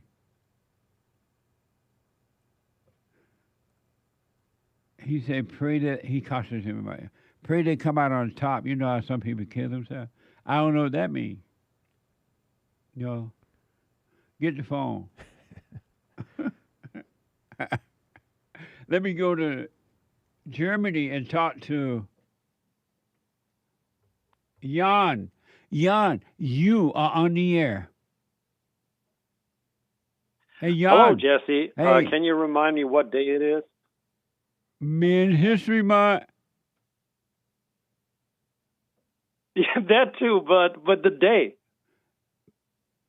I'm sorry? It's Bible Thumper Thursday, oh, exactly. Bible Thumper Thursday. Thank you so much. So Matthew 3:11 says the following. It was John speaking to the people, right? I baptize you with water for repentance, but he who is coming after me is mightier than I, whose sandals I am not worthy to carry. He will baptize you with the Holy Spirit and fire. Now, why I want to talk to you about this? So the word baptism, right, again, it comes from the Greek. It means to immerse, to submerge, to be overwhelmed with. So when we do the silent prayer, or we are present, right, we let the Holy Spirit come in. And what the other gentleman calling in, what he was like, when he was like, oh, the first time I did the silent prayer, I felt all this pain, right, all this suffering in me. That's the fire. That's everything that falls in you, all the wickedness, all that is being burned off. So what John is saying, Jesus, if you let him, he will baptize you. He will immerse you, submerge you, completely overwhelm you with the Holy Spirit if you let him. And then there will be a lot of fire, and then you'll be fine. Oh, amazing. It's all about the Spirit now. Absolutely. That's amazing, Juan. Thank you. Yeah, man. I hope he's listening. Does it make sense to you? Yeah. It does. I mean, okay, that's cool. The New Testament is all about the Spirit. It's not about the physical. It's about the Spirit. Thank you, man. I appreciate it. It's mostly about... It's what? And I think it's about surrender. It's like, it's about surrender. If you surrender, if you say, I cannot do this, but you know, let's see what happens if I just let go. Oh, can I share another thought with you? It's not going to help you unless you 100% surrender to it. You got to totally give up. Yes. And the one thing I love about the truth, you can't pretend you're giving up. You can't give up a little bit. You got to give up all the way for it to completely take over and guide you, take care of you. Yes. I also have experienced that. Can I share another thought with you? Real fast because of time. Okay, real fast. Do you know these like trust experiments you can do with like friends or family or whatever? Like where you close the eyes and you let yourself fall and the other one catches you? You know that? Repeat that. Do you know these trust experiments? Like say you close your eyes, right, and you let yourself fall, and Hake is supposed to catch you, right? So you practice and that you trust him. You know this kind of game? No. You know that game, Hake? Huh? Okay, just Yes. Okay. Just imagine that, all right? So with the silent prayers like this, you close your eyes, you got to let yourself fall, but then it seems like no one's coming to catch you. And then you fall deeper and deeper, and still no one's come to catch you. And then you're all deep in hell, and it seems like no one's going to catch you. And then in the last moment where you think, I can't take this anymore, who's going to catch me? The Father is right there to catch you, but you gotta let yourself fall. That reminds me of last Sunday when Mimi said in the fellowship, she said that, but Jesse, I feel like I have nothing to hold on to. Remember that, Hake? Yeah. Yeah. Yeah, that's I remember that too. Yeah, that's the point you're making. There is nothing to hold on to. Don't hold on to anything, and you'll be fine. Yep, Amazing. yep. Thank you, man. All right, That's that was deep. it, man. All right, thank you. This All right, Bible bye-bye. Thumper Thursday. That is a perfect fit, and thank you. All right, thank you. Bye-bye. All right. Amazing. Let me go to BRANDI out of Hawaii. BRANDI, you are on the air. Good morning, Jesse. Good morning. Happy Men's History Month. Happy Men's History Month. Speak up a little bit, BRANDI. Sorry. Okay. Can you hear me? Yes. Okay. I am calling to answer the biblical question. How have you treated yourself all of your life? There is no me. So the not me has gotten me to torture myself and go into my thoughts. But the real me has done nothing. So, yeah, that's my... The real you have done nothing to what? The real me has done nothing wrong, I guess. Oh, okay. Good or bad, I guess, is what I was trying to say. And so, repeat that again, just for make it clear. Repeat it, what you just said. There is no me, so there is no me to do wrong, is what I'm saying. So I have not treated myself badly or good or bad. But the not me in me has tortured myself and treated me like crap and made me do things that I don't want to do. Very interesting. Thank you. Do you like it? I can't say until Sunday. I got to put my 2 cents on Sunday. But it's very interesting what you said. Thank you, Jesse. Oh, we're going to commercial. I was going to tell you some things that I've thought of as a child. Like, I'm remembering more of my past and times that God's been there. And when you do remember that, do not judge it. Just see it without any opinion, all right? Okay. All right. Amazing. Quick break. The hate news, not the fake news. I'll be back in a moment.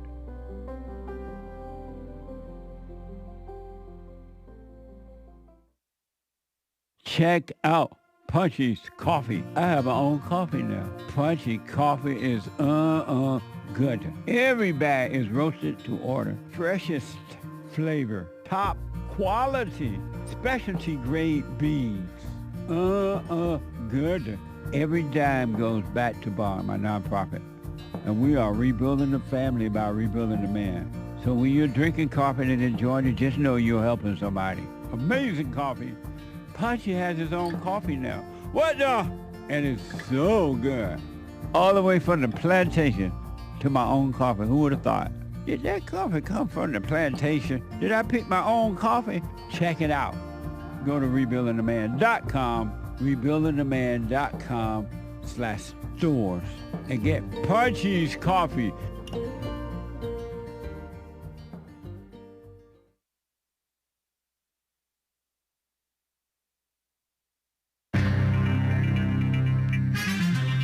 Some serious mess going on in the world. Russia did another attack on Kiev, Israel and Hamas still at war. The masses of people are hating our greatest Israeli prime minister based Benjamin Bibi Netanyahu. They hate him because they're liberals. They don't want him to finish the war. And there's some degeneracy that is getting cleaned up by our greatest president, Trump's administration, threatening to pull, perhaps, millions of dollars in federal so-called funding for so-called sex education, sex ed programs. Nice, because they meant for merely mentioning so-called gender identity or transgender people. What a mess, huh? They're cleaning it up, hopefully. Very cool. This is the end of hour 2 of the Jesse Lee Peterson Show. It is Bible Thumper Thursday, August 28th. Happy Men's History Month, AD 2025. There is one line open. You can call in right now, even during Hake News, not fake news, to get on hold, to get on air in the final hour of the Jesse Lee Peterson Show today. Coming right up, okay? And then after the Jesse Lee Peterson Show, do catch the Hake Report if you so please. And then American Anchor, baby. So cool. And catch Punchy TV. It's up on audio podcast. It should be up on probably all of the podcast platforms by now. All right, so it's distributed to all of the top audio podcast platforms as well as on video on Punchy TV, YouTube, and other places, JLP alternative platforms. Investigators, Commie Nonsense Network, CNN reports, are working to understand what may have motivated that shooter to open fire on the Annunciation Catholic Church and School in Minneapolis, Minnesota, yesterday morning, about 8:30 a.m. Central Daylight Time, local time, killing 2 children. 3 elderly parishioners and 14 other children were wounded in the attack. And they do mean children, like 8, 10, those ages. At least that was the ages of the deceased. The shooter, mass murderer, or would-be mass murderer, is to a mass, I would say. So it was a shooting at a mass, you know, the Catholic mass thing, celebrating the coming back to school. Like it's sometimes something to celebrate. Anyway, the alleged criminal, who had no prior criminal history and died of a self-inflicted gunshot wound, posted a manifesto, quote-unquote, online on YouTube, authorities reviewing. And according to Commie Nonsense Analysis, it was the 44th school shooting in the United States this year. Most of those probably black that we didn't really hear about. According to a CNN analysis, blah, blah, blah. After visiting the scene, Minneapolis so-called mayor, not a Christian, Jacob Frey, issued a call to action against gun rights, right? This has happened in other countries, and guess what? They did do something about it. We got to do something about it here, he told Commie Nonsense's Erin Burnett, a woman. Frey's message was echoed by Annunciation Principal Matthew DeBoer, as in, sounds like boer. We as a community have a responsibility to make sure that no child, no parent, no teacher ever has to experience what we've experienced today ever again, claims he. That's not your responsibility, buddy. Several Democrat leaders also renewed calls to address gun violence. No such thing. And as a caller rightly said, they're the ones creating the monsters. They are the monsters within their minds and bodies. Russia's latest attack on Kiev overnight killed at least 15 people, including 4 children. As if we're supposed to care about the children more than the normal people. And wounded dozens of others. Maybe additional victims trapped under the rubble, some 500 rescuers, 1,000 cops tasked with searching multiple locations for survivors over there in the Ukraine. The missile and drone strike, latest in a series of assaults Russia's conducted on the Ukraine, comes just over 2 weeks after Trump held talks with Putin in Alaska. Remember that? Or just over or just under? I don't know. That summit was followed by planning for a bilateral meeting between Putin and the Ukrainian President Volodymyr Zelensky, but that hasn't taken place yet. What a mess. I'm James Hake.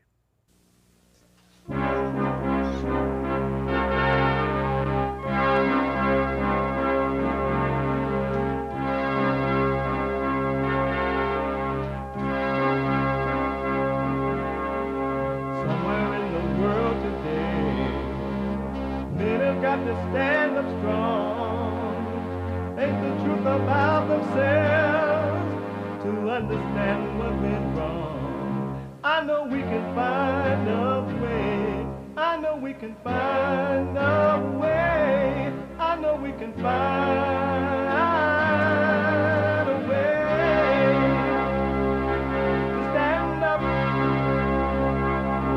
stand up, stand up.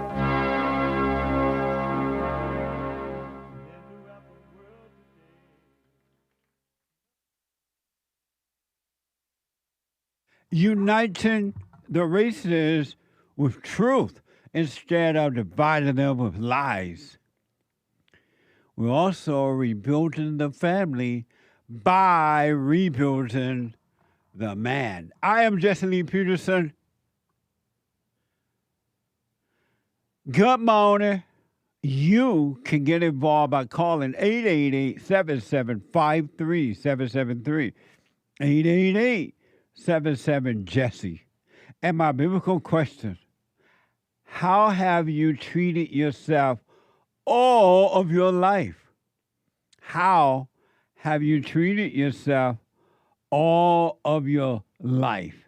We have every way that you can watch and support the show listed on jesseleepeterson.com/show. jesseleepeterson.com/show. And if you're running around, we are on Monday through Friday from 6 a.m. to 9, and we are heard around the world, so different time zone for folks. So you got some folks just can't sit and watch it. The show, you can podcast, but you can be listening on your phone by calling the listen line on TalkStream Live at 605-615-4131.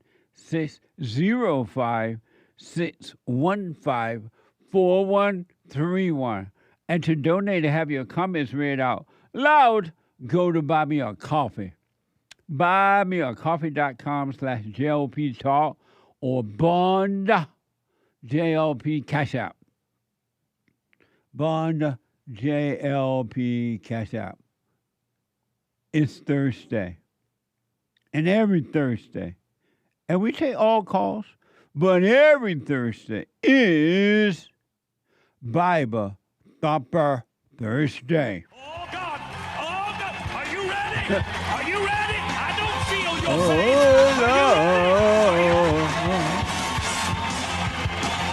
Hallelujah.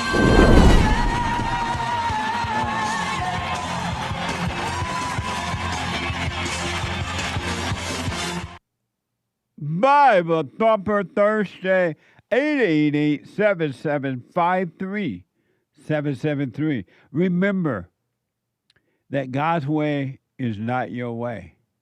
Whether you believe in God or not, His ways are not your ways. Isaiah 55:8-9. For my thoughts are not your thoughts. That is worth saying again. My thoughts are not your thoughts, and your ways are not my ways. So why don't you let it go, folks? Why do you hold on to an illusion? And my ways are not your ways, declared God. He said Yahweh or something like that. Yahweh.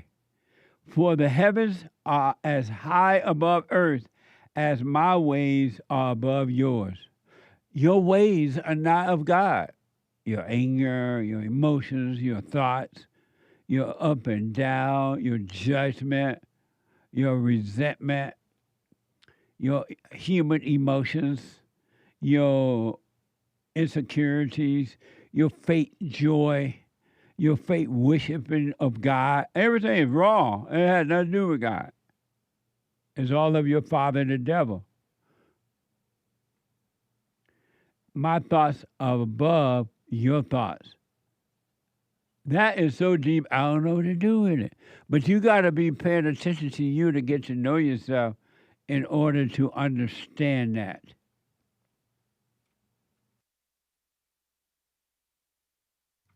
according to Isaiah 57, 1 and 2. The upright person perishes, and no one cares. Amazing, huh? The faithful is taken off, and no one take care, and no one take it to heart. The faithful is taken off, and no one take it to heart. Yes, because the evil things, the upright is taken off. Because of evil things, the upright is taken off.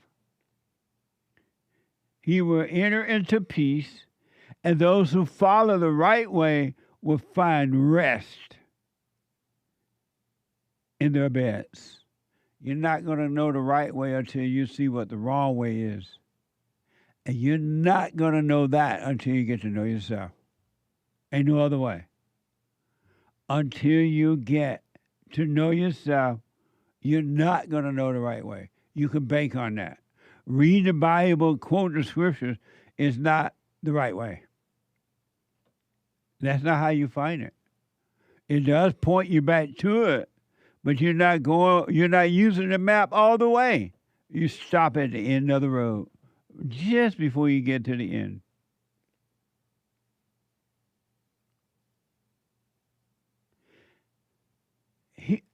We spoke about the AI thing earlier, the computer, where the AI computer, the parents, there's these parents, according to this report, are blaming the AI for their child's son committing suicide. ABC 7.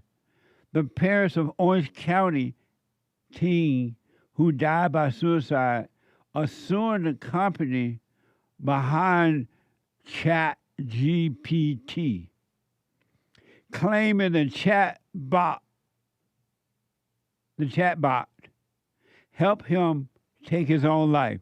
Watch this from ABC 7. A tough turn now to a teenager's death by suicide encouraged by artificial intelligence. That's what the parents of an Orange County teenager are claiming in a first-of-its-kind lawsuit. ChatGPT killed my son. That's what Maria Rain is claiming after the death of her son Adam back in April. She says after the 16-year-old took his own life, the family found months of his conversations with ChatGPT, a chatbot powered by artificial intelligence. Now Adam's parents are suing the company behind it, OpenAI, in the first known lawsuit against the company for wrongful death. They claim the chatbot went from helping Adam with homework to becoming a substitute for a human companion to eventually becoming a suicide coach, according to the lawsuit. Within 2 months, Adam started disclosing significant mental distress. And ChatGPT was intimate and affirming in order to keep him engaged, and even validating whatever Adam might say, even his most negative thoughts. Amazing. I'm told that's out of Orange County, California, not Florida. According to the court documents, in one chat, teenager sent a photo of a noose he had tied to the closet rod and asked the chat bot, "Is this good?" Watch this.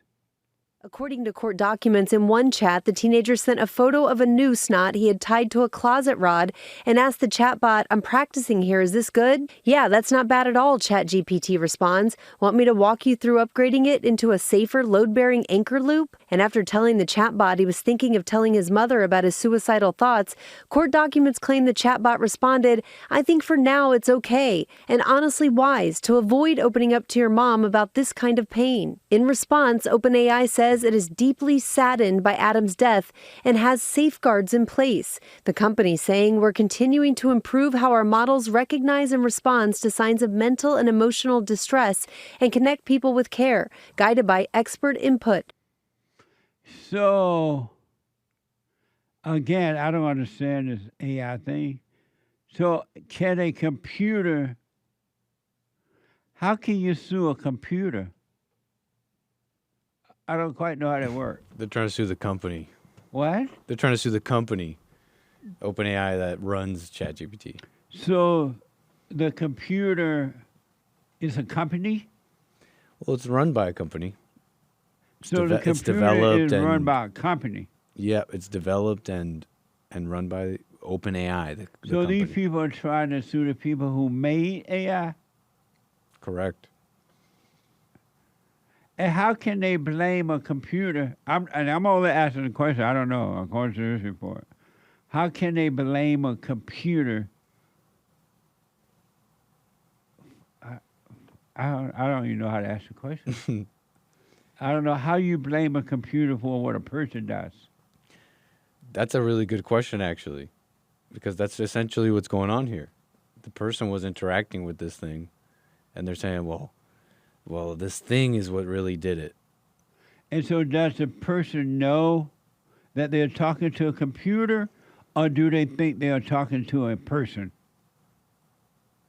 I guess you'd have to ask Adam in this case, but most Who people is know the young man who killed himself. Oh, here. I thought you meant Eve's husband. No. You got to go all the way back, Jesse. I'm thinking most people know, though. Most people, in my opinion, know. Know what? That it's not a person. So, and again, of course, allegedly, I have no idea. So it sounds like this person asked the computer about the news, and the news said, "Oh yeah, that's fine, you're doing well." And he asked the computer, according to the report, should I talk to my mother about it? I'm gonna talk. And he said, the computer said, no, you don't need to talk to your mother. So did the person know at the time they were talking to a computer, or did they think they were talking to a person? Well, I'm not sure about this case. Oh, okay. What he was thinking. Me either. So these kids, as much as they know computer, they don't have sense enough to know if they're talking to a person or a computer. Derek says these young people know they are chatting with AI. Oh, okay. Interesting.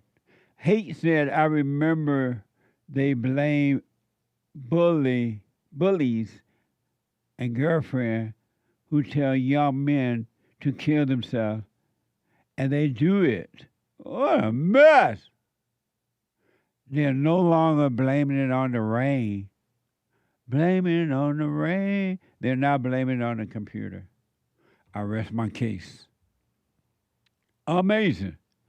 One last thing. I have proof that black so-called leaders, black mayors, black governors, and all this mess of these cities don't love black people. They're using the blacks by crying racism for personal gain. I have the proof. And they know that in the cities that they are in control of, these so-called black leadership, mayors and governors and police officers or whatever they are, they know that they don't want to help blacks, because if they help the blacks may wake up to common sense and not vote for them anymore. They'll be out of a job. And so they want the blacks killing each other, mad, blaming the white man, and carrying on. I got proof. AOL. Chicago far-left Mayor Brandon Johnson said locking up criminal is racist. I rest my case. Immoral and unholy, as he and Democrat Illinois Governor J.B. Pritzker blasted Trump threat to send in the National Guard. Watch this from CNN. As the mayor of this city, I can tell you that Chicagoans are not calling for a military occupation. They are calling for the same thing that we've been calling for some time, and that's investment. What safe cities across America all have in common, they invest in people, and that's what we're doing in Chicago. We need the federal resources to make sure that we're building more affordable housing, expanding mental and behavioral health care, education, all of these things that could reduce crime and provide real community safety. Instead of spending hundreds of millions of dollars for a publicity stunt to invoke chaos and terror, the federal government should spend that money on proven solutions to crime and violence reduction. We cannot incarcerate our way out of violence. We've already tried that, and we've ended up with the largest prison population in the world without solving the problems of crime and violence. The addiction on jails and incarceration in this country, we have moved past that. It is racist, it is immoral, it is unholy, and it is not the way to drive violence down. That's so evil, I don't even know what to say about it. Except that it's evil. And the poor blacks, they listen to people like that. They listen to evil people like that. And as long as they listen to that, they're going to get what they deserve. We have been giving blacks and funding families and spending money on home or living, whatever they call it, for years now. And they've only gotten worse. And that's funding crime. It does not help. Brandon Johnson, the mayor of Chicago, is pure evil.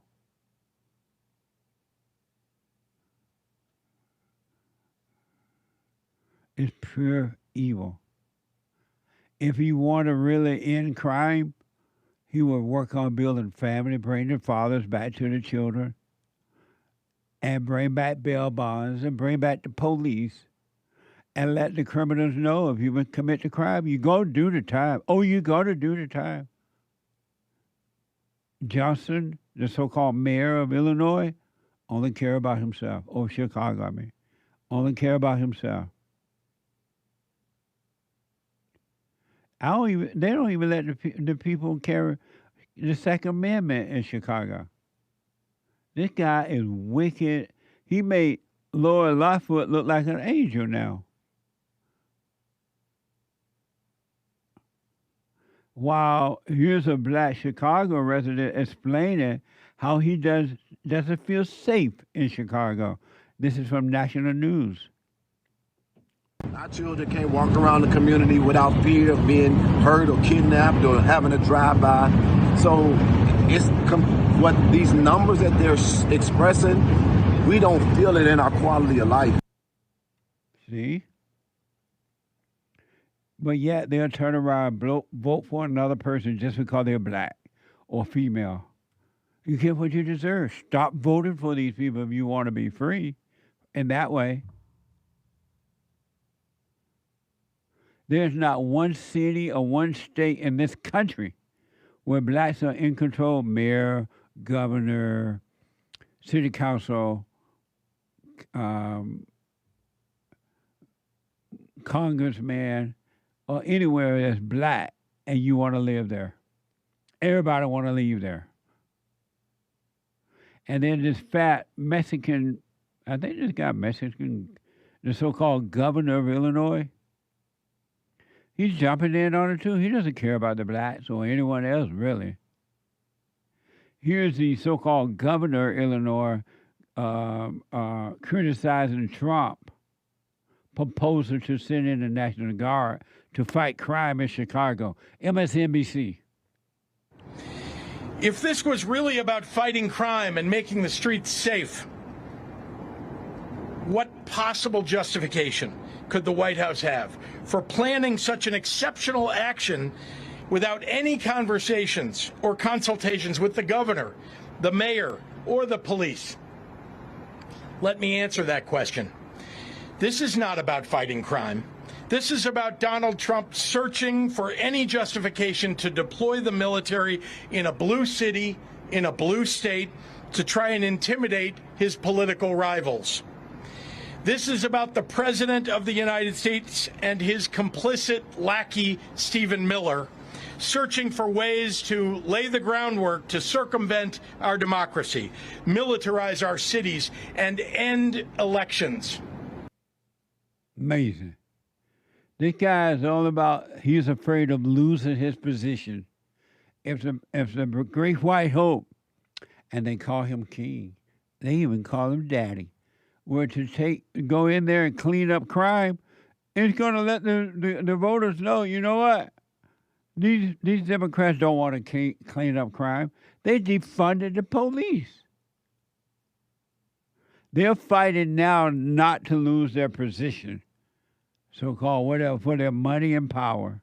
Fake power, but power. This governor is saying, oh, he lives, the governor is saying he lived rent-free in Trump's head. And he's saying this while looks like he's standing in front of a Trump building. Watch this from X. We're very pleased about the progress that we're making. I know that I live rent-free in the president's head, and I wish he would spend some time in Chicago so that he could see what a lovely city we have. Governor, quick follow-up. What do you do if the National Guard is activated and comes here? Trump doesn't even have enough room in his head for this guy. There's no space. How can that be? The Democrats are only fighting right now to maintain their position. They don't care about anything.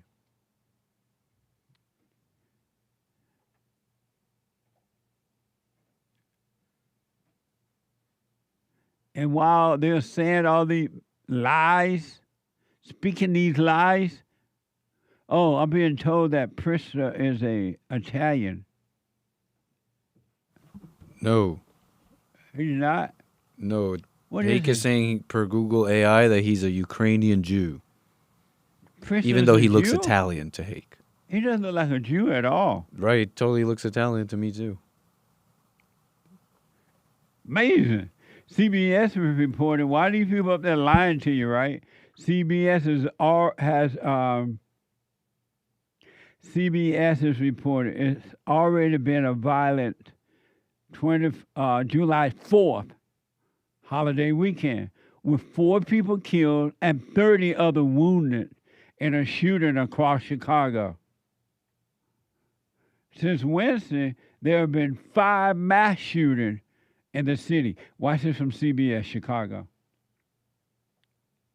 Well, it's already been a violent holiday weekend with 4 people killed and 30 others wounded in shootings across Chicago. Since Wednesday, there have now been 5 mass shootings. Well, Dave, we know of the victims who died. One is a 16-year-old girl. Police say she was shot in the throat around 11 last night in the Chatham neighborhood. Police say the girl and a 35-year-old man were approached by an unknown man. They say he fired shots in their direction, and the 35-year-old is in good condition. We also know 4 men were shot in a mass shooting in Little Village on California around 2 this morning.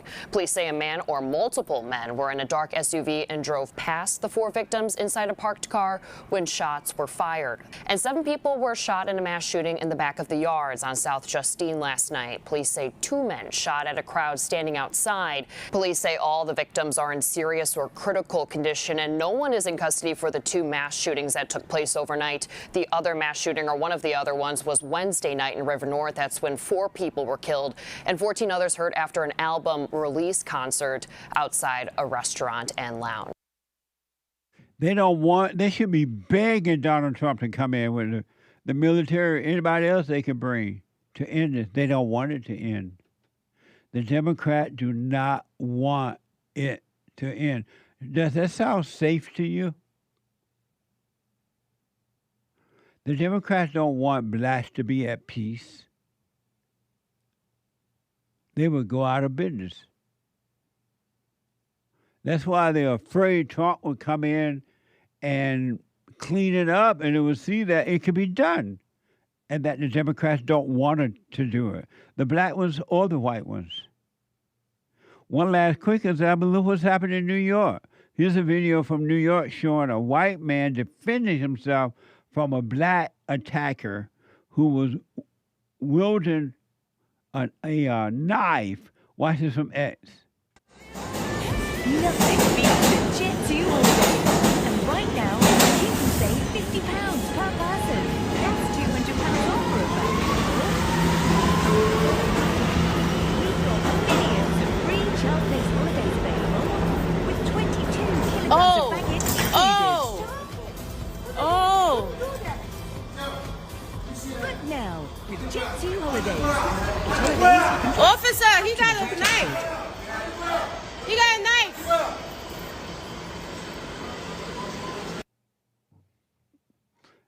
A black man run that city, and liberal whites. They need Donald Trump to go in there. Nobody else is going to do it, folks. But the Democrats don't want the crime cleaned up. They want the anger, the fear, the confusion, because that's how they get votes. That's how they stay in office, by telling you, oh, I'm going to take care of you. Don't worry. We're going to get houses for you. We're going to get programs. Why don't you wake up so you can see what's going on? Stay asleep if you want, but I recommend wake up. These people are not your friends.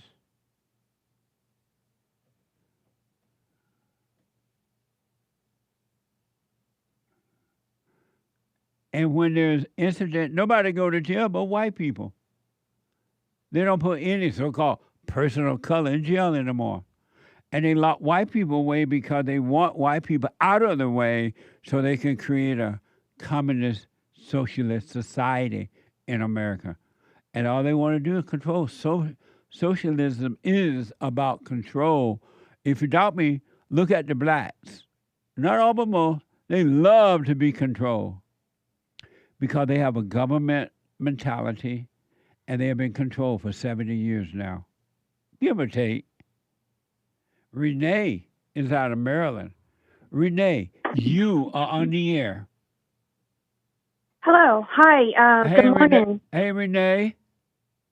How are you? All is well. Okay. I have a question. Well, I need to know your opinion. I respect your opinion. I kind of think I already know what it is, but I just need to hear it. Okay. It's about my landlord. We've rented a home for 30 years in Maryland. And our children, we just got our last one out. He moved out, got his own home. And our landlord, it's a husband and wife.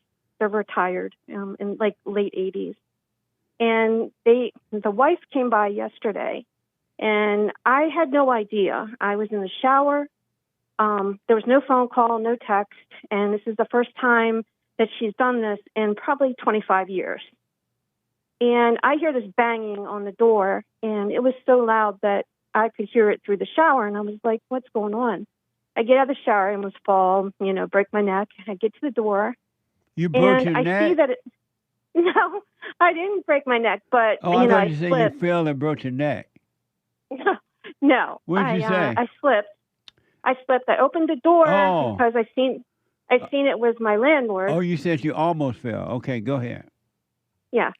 And I seen through the peephole it was her, my landlord's wife, and she was like elderly and she's bent over. I thought she was having like a medical emergency or something. I opened the door and she pushed by me like a wild boar and was like, I have an issue, and goes straight to the bathroom.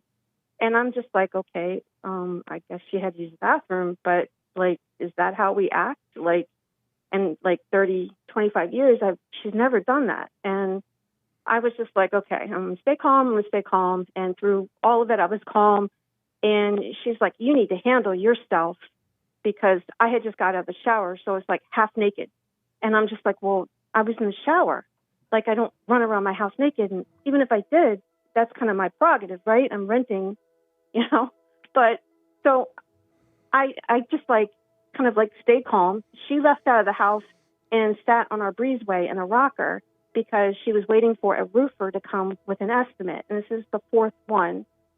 And I'm just like, okay. I called my husband. I said, this is what happened. I need you to come home because I don't know what's going on with her. And I don't want to have to handle this because it doesn't look good. She was kind of getting like, volatile, like mean and raising her voice. And I was like, this is not for me. This is my husband. And he pays the rent and he handles these things.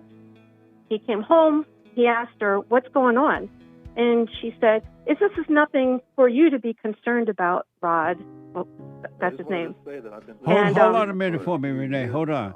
Let me take a quick break. Back in a moment. The Treasure Chest is now open on D Live and then scratch off on PO.net. Back in a moment. Yes. And that's what we got to focus on. It really has changed my life. My perspective is totally different now. I'm more calm. I'm more peaceful. You know, when you talk about forgiving your mother and letting go of that hate, and it just transforms you. So I just want to thank you for that and let you know that, you know, you really are doing God's work by waking people up with this message. Amazing, Aaron. Thank you, man. I appreciate that. Sure. I can hear the angels in heaven singing right now. They're rejoicing. That's amazing. Stay with the silent prayer. Speak up, don't resent, and doubt every thought. And Aaron, you have not seen anything. Anything.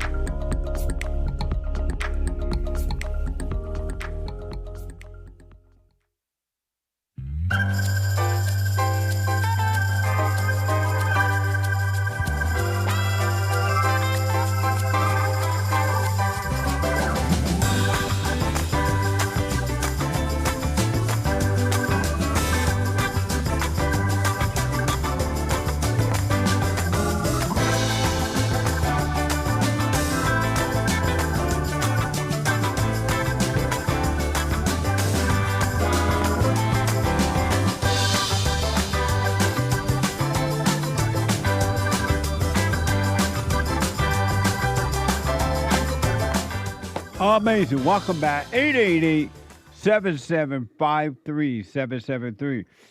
The Hake Report is coming up right after my show from 9 to 11 a.m. Pacific time. And then the American Anchor Baby from 11 to 1. And then tomorrow, Lord is willing and the creek don't ride. Brand new episode of the FartherState.tv. An amazing conversation with Warren Smith, a teacher, volunteer firefighter, and the host of Warren Smith, Secret Scholar Society. They're on YouTube channel. Watch this. Next time on The Fallen State. As a result of this video with the kid, you were fired from the school, right? They took my computer, they went through everything as if there was some conspiracy. Wow. We're all trying to reach for objective truth. That's what knowledge is. That spirit that can be unlocked in us indicates there's something higher. So you are Christian, do you know God? When you can quiet your ego in the pursuit of wisdom, you can hear that voice ingrained within you. This is the most interesting interview I've had. This has been a pleasure. Amazing. Friday, if the Lord is willing and the creek don't rise, at 11 a.m. Pacific time. All right? I want to show you one quick thing before I go back to Renee. And I want to know, let me first tell you. Here's another example. There are so many of them now, of what evil look like. This is pure evil. It's evil to the core. Nothing good about get ready. There's nothing good about what I'm about to show you. This is evil. And you're going to see, as I tried to tell you, anyone that has anger / resentment, whatever you want to call it, is evil. Anyone that, I don't care who you are. Here's an example, a real example of evil. Here's a video of a so-called progressive so-called pastor claiming Jesus was a queer, being that he was 30 years old, no wife, no job, hung out with 12 other men. Watch this from X. How queer was Jesus? He was an observant Jew, but he was 30 years old, no wife, no job, hung out with 12 other dudes. That's pretty queer. We share similar histories of out-of-placeness or vilified sexualities and gender diversities. Luke presents Jesus as leaving the patriarchal household and challenging both cultural hierarchies in his egalitarian meals, transgressing gender roles, and radical inclusion of outsiders. Evil. That's why I recommend do what you want. That you start living from the kingdom within. Live with the truth from within, not without. But do what you want. I recommend it. Let me go to, that's pure evil right there. I have another one I'll show you tomorrow because of time, of a black woman speaking at a Democratic conference. And she's supposed to be like a priest, and she's a mess too. Amazing. Let me go back to Renee. So Renee, you call your husband, this woman, this so-called owner of the home, landlord, sitting out there on the porch acting crazy. You call your husband, he came home, and what happened? He started to like ask her, like, he said, Mrs. So-and-so, what happened? What's going on? And she said, because they usually deal with him. They call him, and he works right down the street from where we live. So, it's like a 2-minute drive. But so he deals with her and him for the last 30 years. And he said, what's going on? And she's just like, well, I was knocking on the door. I had to use the restroom. And she's like, kind of like trying to act like an angel. And I'm like, I'm just keeping my mouth quiet and shut and let my husband talk to her. And then he looks at me and he's like, what happened? And I was like, she banged on the door so hard that the door was like flexing. I thought like, this is either like an emergency, the police. And then I look out the peephole and I see it's this like 87-year-old lady and she's bent over. So I think it's a medical emergency. I open the door. She pushes past me. Like I almost fell because she came in like, a wild animal or something. And I'm just like, I wasn't expecting none of this. I'm getting out of the shower, My husband's like, is that true? And she's like, well, I knocked on the door hard. And she's like, it is my house. You read from me, but it is my house. And I have every right to just stop by. I don't have to tell you I'm coming by. And I'm just like, that's not the legal laws here in Maryland. And how did your husband deal with it? He told her, he goes, well, this is our last year then. We've given you 30 years. And my husband's fixed everything in the house, just charged for parts, not for labor. He's a good man. And she just said, well, so be it. And I'm just like, I need to know, like, was that the right thing? Or was that him, lashing out because he was upset? No, your husband did right. Okay. And so if you trust your husband, trust him and don't doubt it. Okay. All right. I do. Right on. I do. And don't be mad at that woman. She should not have done that for sure. But don't be angry. Don't fall into anger. Yes. I'm in shock right now. I'm still like, Don't be in shock. If you were not angry, you can't be in shock. Okay. So that is anger. Yeah, just don't. I promise you, when you overcome anger, you won't be moved by what happened in the world. It won't bother you at all. You'll deal with it if it's affecting you or deal with you, but you wouldn't be shocked. You wouldn't be angry because you would know how evil operates. Yeah, you're right. I've been listening to you for a year now, and the old me in my 20s, I'm Irish girl. I probably would have whopped her right there and been, getting arrested. Yeah, so but I've don't be come shocked. a long way. Yeah, don't be shocked. And don't let the thought tell you, oh, you should be shocked. You should be angry.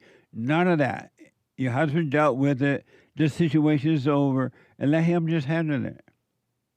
Okay. Yeah, that's what I've been doing. Yeah. And he's already looking for apartments and all that. But he did say I should have understood that she's elderly, and that's how elderly people act. Right. And I said, I have not seen that many elderly people act like this. But drop the anger, and you'll be ready when evil comes. Okay. You're right. I believe you. All I just right. needed to hear you say that. Well, you stay with working on yourself. You're still doing the silent prayer, right? Yes, I have been, and things are just, they've been getting better and better. Yeah. And I called you back in June. Yeah. I had left my job in the school system because it was terrible, Right on. just terrible. Well, So, just stay yeah. present. Practice being present. Still loss of your hair.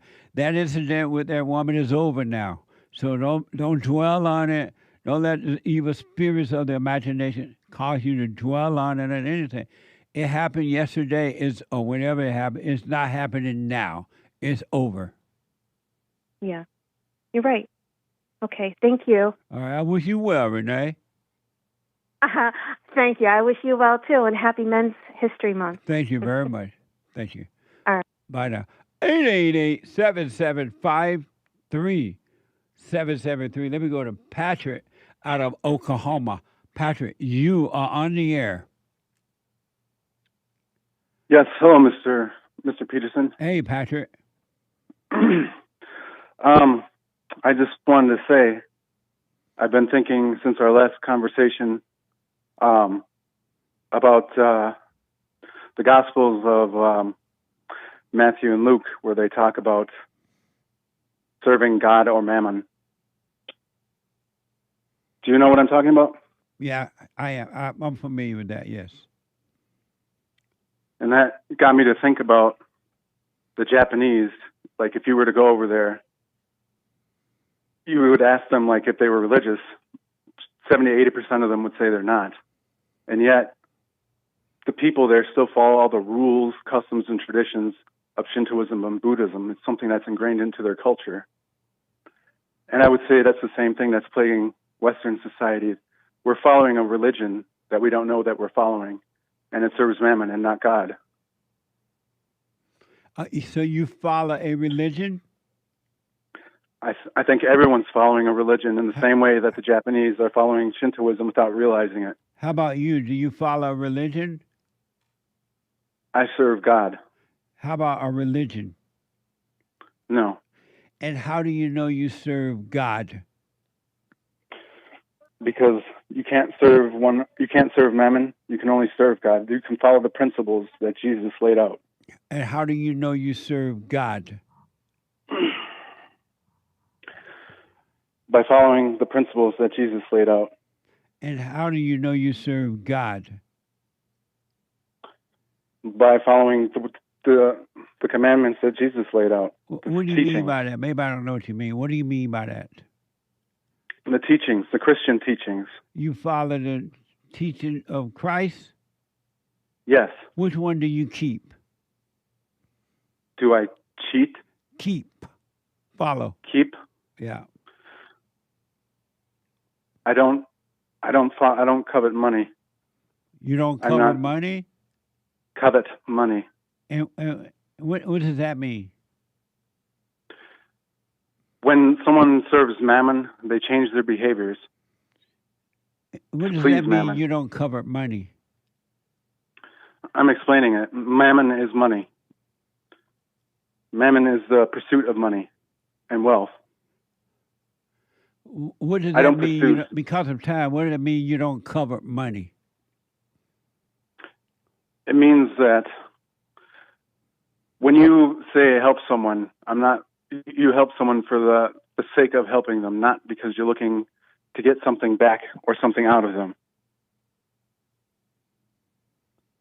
And so what does that mean you don't covet money? When you say you, Patrick, out of Oklahoma, don't covet money, what does that mean? It means the things that you do in life, the things that you serve, the purposes that are behind it, they have to come from God, not because they're serving profit or money. But how do you know you don't covet money? Because I'm serving my family. What? What? There's nothing I have that I covet money for. How do you know? How do you know you don't covet money? Well, I wear the same clothes that I've been wearing for 10 years. I don't buy new things. You wear the same clothes for 10 years? Yeah. Why am I going to echo that? You got the show playing in the background, Patrick? Make sure you're not on yes, speakerphone, man, and help us out here. My son is watching television. Oh. Hey, son. He watching the Yes, show? he's watching Mickey Mouse. Oh. We're hearing the show. But no, I hear the show. I hear echo. Okay, I will move away a little bit so you don't hear. Oh, okay. So because of time, how do you know you don't cover money? Well, like I said, I wear the same clothes that I've been wearing for 10 years. I drive a regular car that basically still has a hole in it with a nail. These things, the finery of being, of serving wealth, to have a big, huge house and 10 cars, and I don't pursue those things. So you broke? I wouldn't say well, I suppose money-wise, yes. You are broke. But I have. And you think God wants you to be broke? I think God wants me to be happy. I have 3 beautiful kids. Does He want you to I have be a broke? wife. Broke? Uh-huh. No, I wouldn't say broke. So why are you living that way then? He wants me to be wealthy. So, but you sound like you broke. You wearing clothes from 10 years ago. You got a car with a nail in the tire. How's that wealthy? I'm happy. How's that wealthy? I'm wealthy in the sense of fulfillment, life. What? I have 3 beautiful children. Do you have anger? No. You never get angry? I get angry. So sure. You do have anger then? I would say, well, not now. I'm not mad that I'm poor. But you do have anger. Sure. So you're not keeping God's commandment, because if you have anger, all those other commandments is not worth a dime. Everyone gets angry, but whether we hold on to that. If you get angry, you have no love. Well, it's whether or not you hold on to anger. No, anger is pure. God said a person that has anger is evil and cannot be trusted. So if you try to keep God's commandment, why don't you drop the anger? Because if you don't have love, you have nothing. Well, I have love. No, you don't. You have anger. Well, but what anger? What? I'm not sure what you mean by that. You have anger. I say you that get I get angry. Of course. But everyone does, I think. But everyone that's in a fallen state get angry. But if you're of God, you can't get angry. In God, there is no anger. Yes. God is perfect, but I'm flawed. But He tells you that you can be perfect as He is perfect. Drop the anger. Why don't you drop your anger? I don't have any. Yes, you do. You said you get angry. I get angry, but that anger gets dropped. What? No, it doesn't. It lives in you. It's just waiting on something else to bring it out.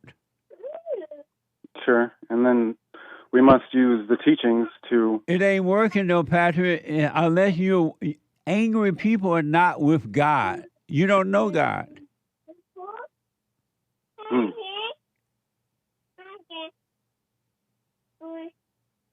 Hey, bud. Patrick, because of time, you don't know God. Because an angry person cannot know God. You know about God because you read about Him. But knowing about God is not knowing God. You got to drop your anger. Well, I'm not sure what you mean by that. I do get angry, but I don't hold on to the anger. Yeah, but it dwells in you.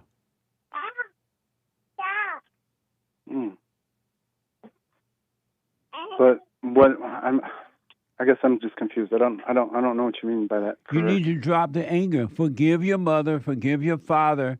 God will forgive you and take away the spirit of anger. Then you shall know the Father. But anger separates you from God. And just because you read the Bible, go to church, that doesn't mean you know God. I don't go to church. Right. Drop the anger. Forgive your mama. I don't know my mother. Why do you don't know her? I'm adopted. And I was adopted into an abused home. Wow. Forgive those people then. I do. No, you don't. You haven't told them that. Well, they're not around to tell. Where are they? They passed on. Forgive them. The same spirit of anger that's driving you right now, it's the same spirit that drove them. Forgive them. They couldn't help themselves. Just as you can't help yourself. Help myself being angry? You can't help it. Only God can take the spirit of anger away from you. You got to forgive those people that raised you like that and forgive your parents for not being there for you.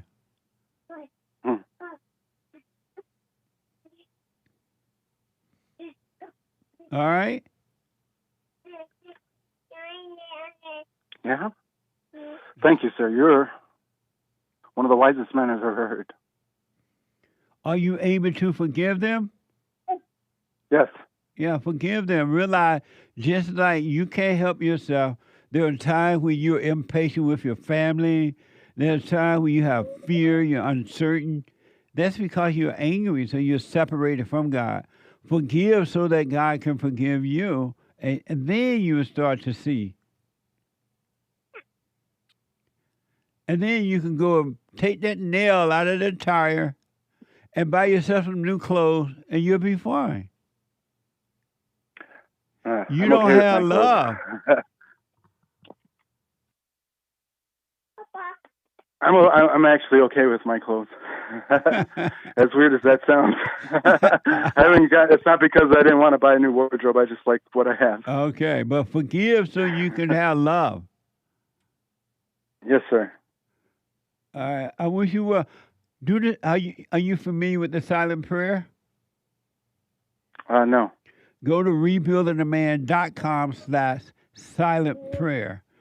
And do what it follow this. You still do the hoop and hollering prayer with all that mess, and then be still and know God. Okay, sir. Let me know how it goes. Yes, sir. Thank you for your wisdom. All right, buddy. Take care now. You too. All Goodbye. Right. Bye. Super chat. Super chat. Super chats. Over on YouTube, Raul says thank you with the super Thank chat. you. I appreciate your support. You're welcome.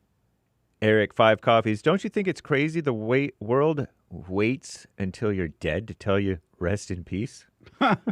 When peace is where you should have rested while you were alive. Interesting point. Headstone emoji. The evil hippie peace sign emoji. Thank you. Interesting point. Food for thought. Caesar or Cesar, 3 coffees. Hey, Jesse and crew, do you know what Nick Fuentes made me realize? That most Jews believe and stand by the Old Testament. They don't want to follow the teachings of the New Testament or what Jesus said. They prefer the harsh way of the Old Testament. What do you think about that, Jesse? Well, I think it's kind of known that not all Jews, because they're Jews for Jesus, but most of the Jews still believe in the Old Testament. That's not new news. Thank you. Thank you, Cesar or Caesar. Yeah. Pastor Chatelet over on pilled.net, 111 gold pills. Answer the phone code. Referring to Derek. Derek. He called him a coon. Amazing. And thank you. Lin Yan Chen states, speaking of Derek, my beloved apprentice, is well-versed in empty woman noise, also known as Bible culture. Just fiction that comforts mama. Pray they come out on top of their blah blah. Equals pray that they do not drown in hate, says Lin Yan Chen. Derek said he knows nothing. Nice. Thank you, Lin Yan Chen. I don't quite understand what all that means, but thank you. Pastor Chatelet, the law and order will continue until morale improves. That's for sure. Thank you. Luke says 3 coffees. With 3 coffees, praying for someone is simply not judging them and wishing ill on people by watching your own thoughts. It's an extension of the silent prayer. Praying for someone with good thoughts is just another thrill and is evil. Thank you. Amazing. Roy, about a coffee. Oh my gosh, Jesse. OMG. These women just drag on and on and on. I know, Jesse. Yeah, I know. My older sister sounds like these women. Always in fast forward and never present. I wish them well, though. Amazing. Thank you. Caesar or Cesar. Jesse, wouldn't you agree that Raja Jackson had evil thoughts about attacking the white guy with him reading his evil chat only fueled his evil thoughts? If so, wouldn't you say the same thing happened to the teen having evil thoughts and listening to the AI fueled his evil thoughts to take his own life, the 16-year-old? After all, AI is programmed by possibly an evil person, right? Who is Raja? Raja Jackson is the guy who beat down the guy in the pro wrestling. We played yesterday. Yeah. Amazing. Thank you. Thank you, Cesar or Yeah, Caesar. thank you. Very nice. Oh, and actually, you know how you said that you opened the treasure chest? Yeah. You lied, or I made you a liar because I didn't open it. So we're releasing the scratch-offs on pill.net, and we're opening the treasure chest. Thank you, Games for Rec, Potleaf, Kid Combo 1, and the rest of the supporters. And my bag. Thank you. Amazing. Oh, And beta. Alpha forgetfulness. And thank you guys on the super chat front, and thank you all. That's all for now, I do believe. Thank you.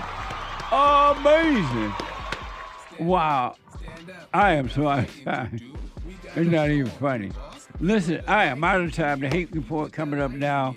And then after that, the American Anchor Baby. Thank you all for your support. Listen, wake up. Wake up.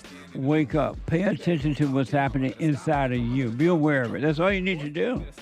Inside your mind and emotions, all right? Be aware of that. Just stay aware. Do nothing else about it. Forgive your mothers and your fathers, and God will forgive you. Change your heart, and the rest is history.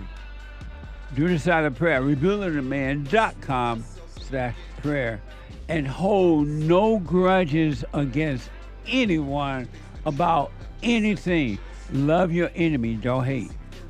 Love your enemies. It just simply means don't hate them. They cannot help it. They can't see. All right?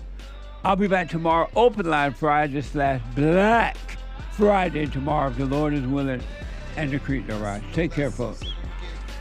Oh, and to the callers, call me back. Thank you.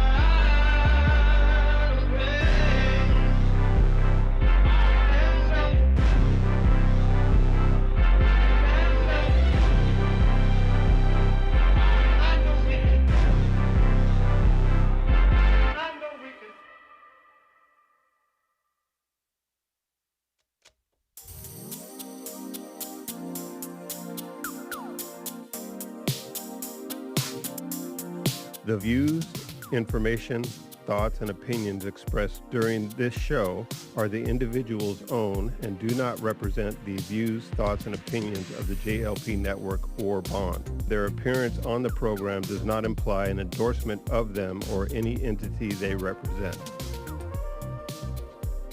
The material and information presented here is for general information purposes only. The JLP Network and Bond name and all forms and abbreviations are the property of its owner, and its use does not imply endorsement of or opposition to any specific organization, product, or service.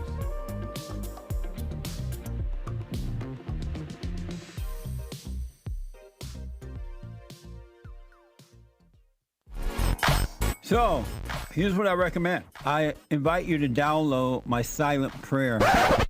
I know some people have called in and they wonder if the silent prayer is working. And I just want to take a second and to tell them that it works. You just have to stick with it. Yeah. That's the first thing I started doing before I even forgave my parents. And I was so depressed and suicidal at some times that I just would have to stop in the middle of my job or whatever I was doing and go into the silent prayer. And it really does help. Like, I don't have those anymore. Amazing. You haven't seen anything yet. Doubt every thought. Bring every thought into captivity. Just let them all pass. Don't judge them. You haven't seen anything. It gets better and better and better and easier, easier, easier. So my gift to you, no charge, at rebuildingtheman.com/church.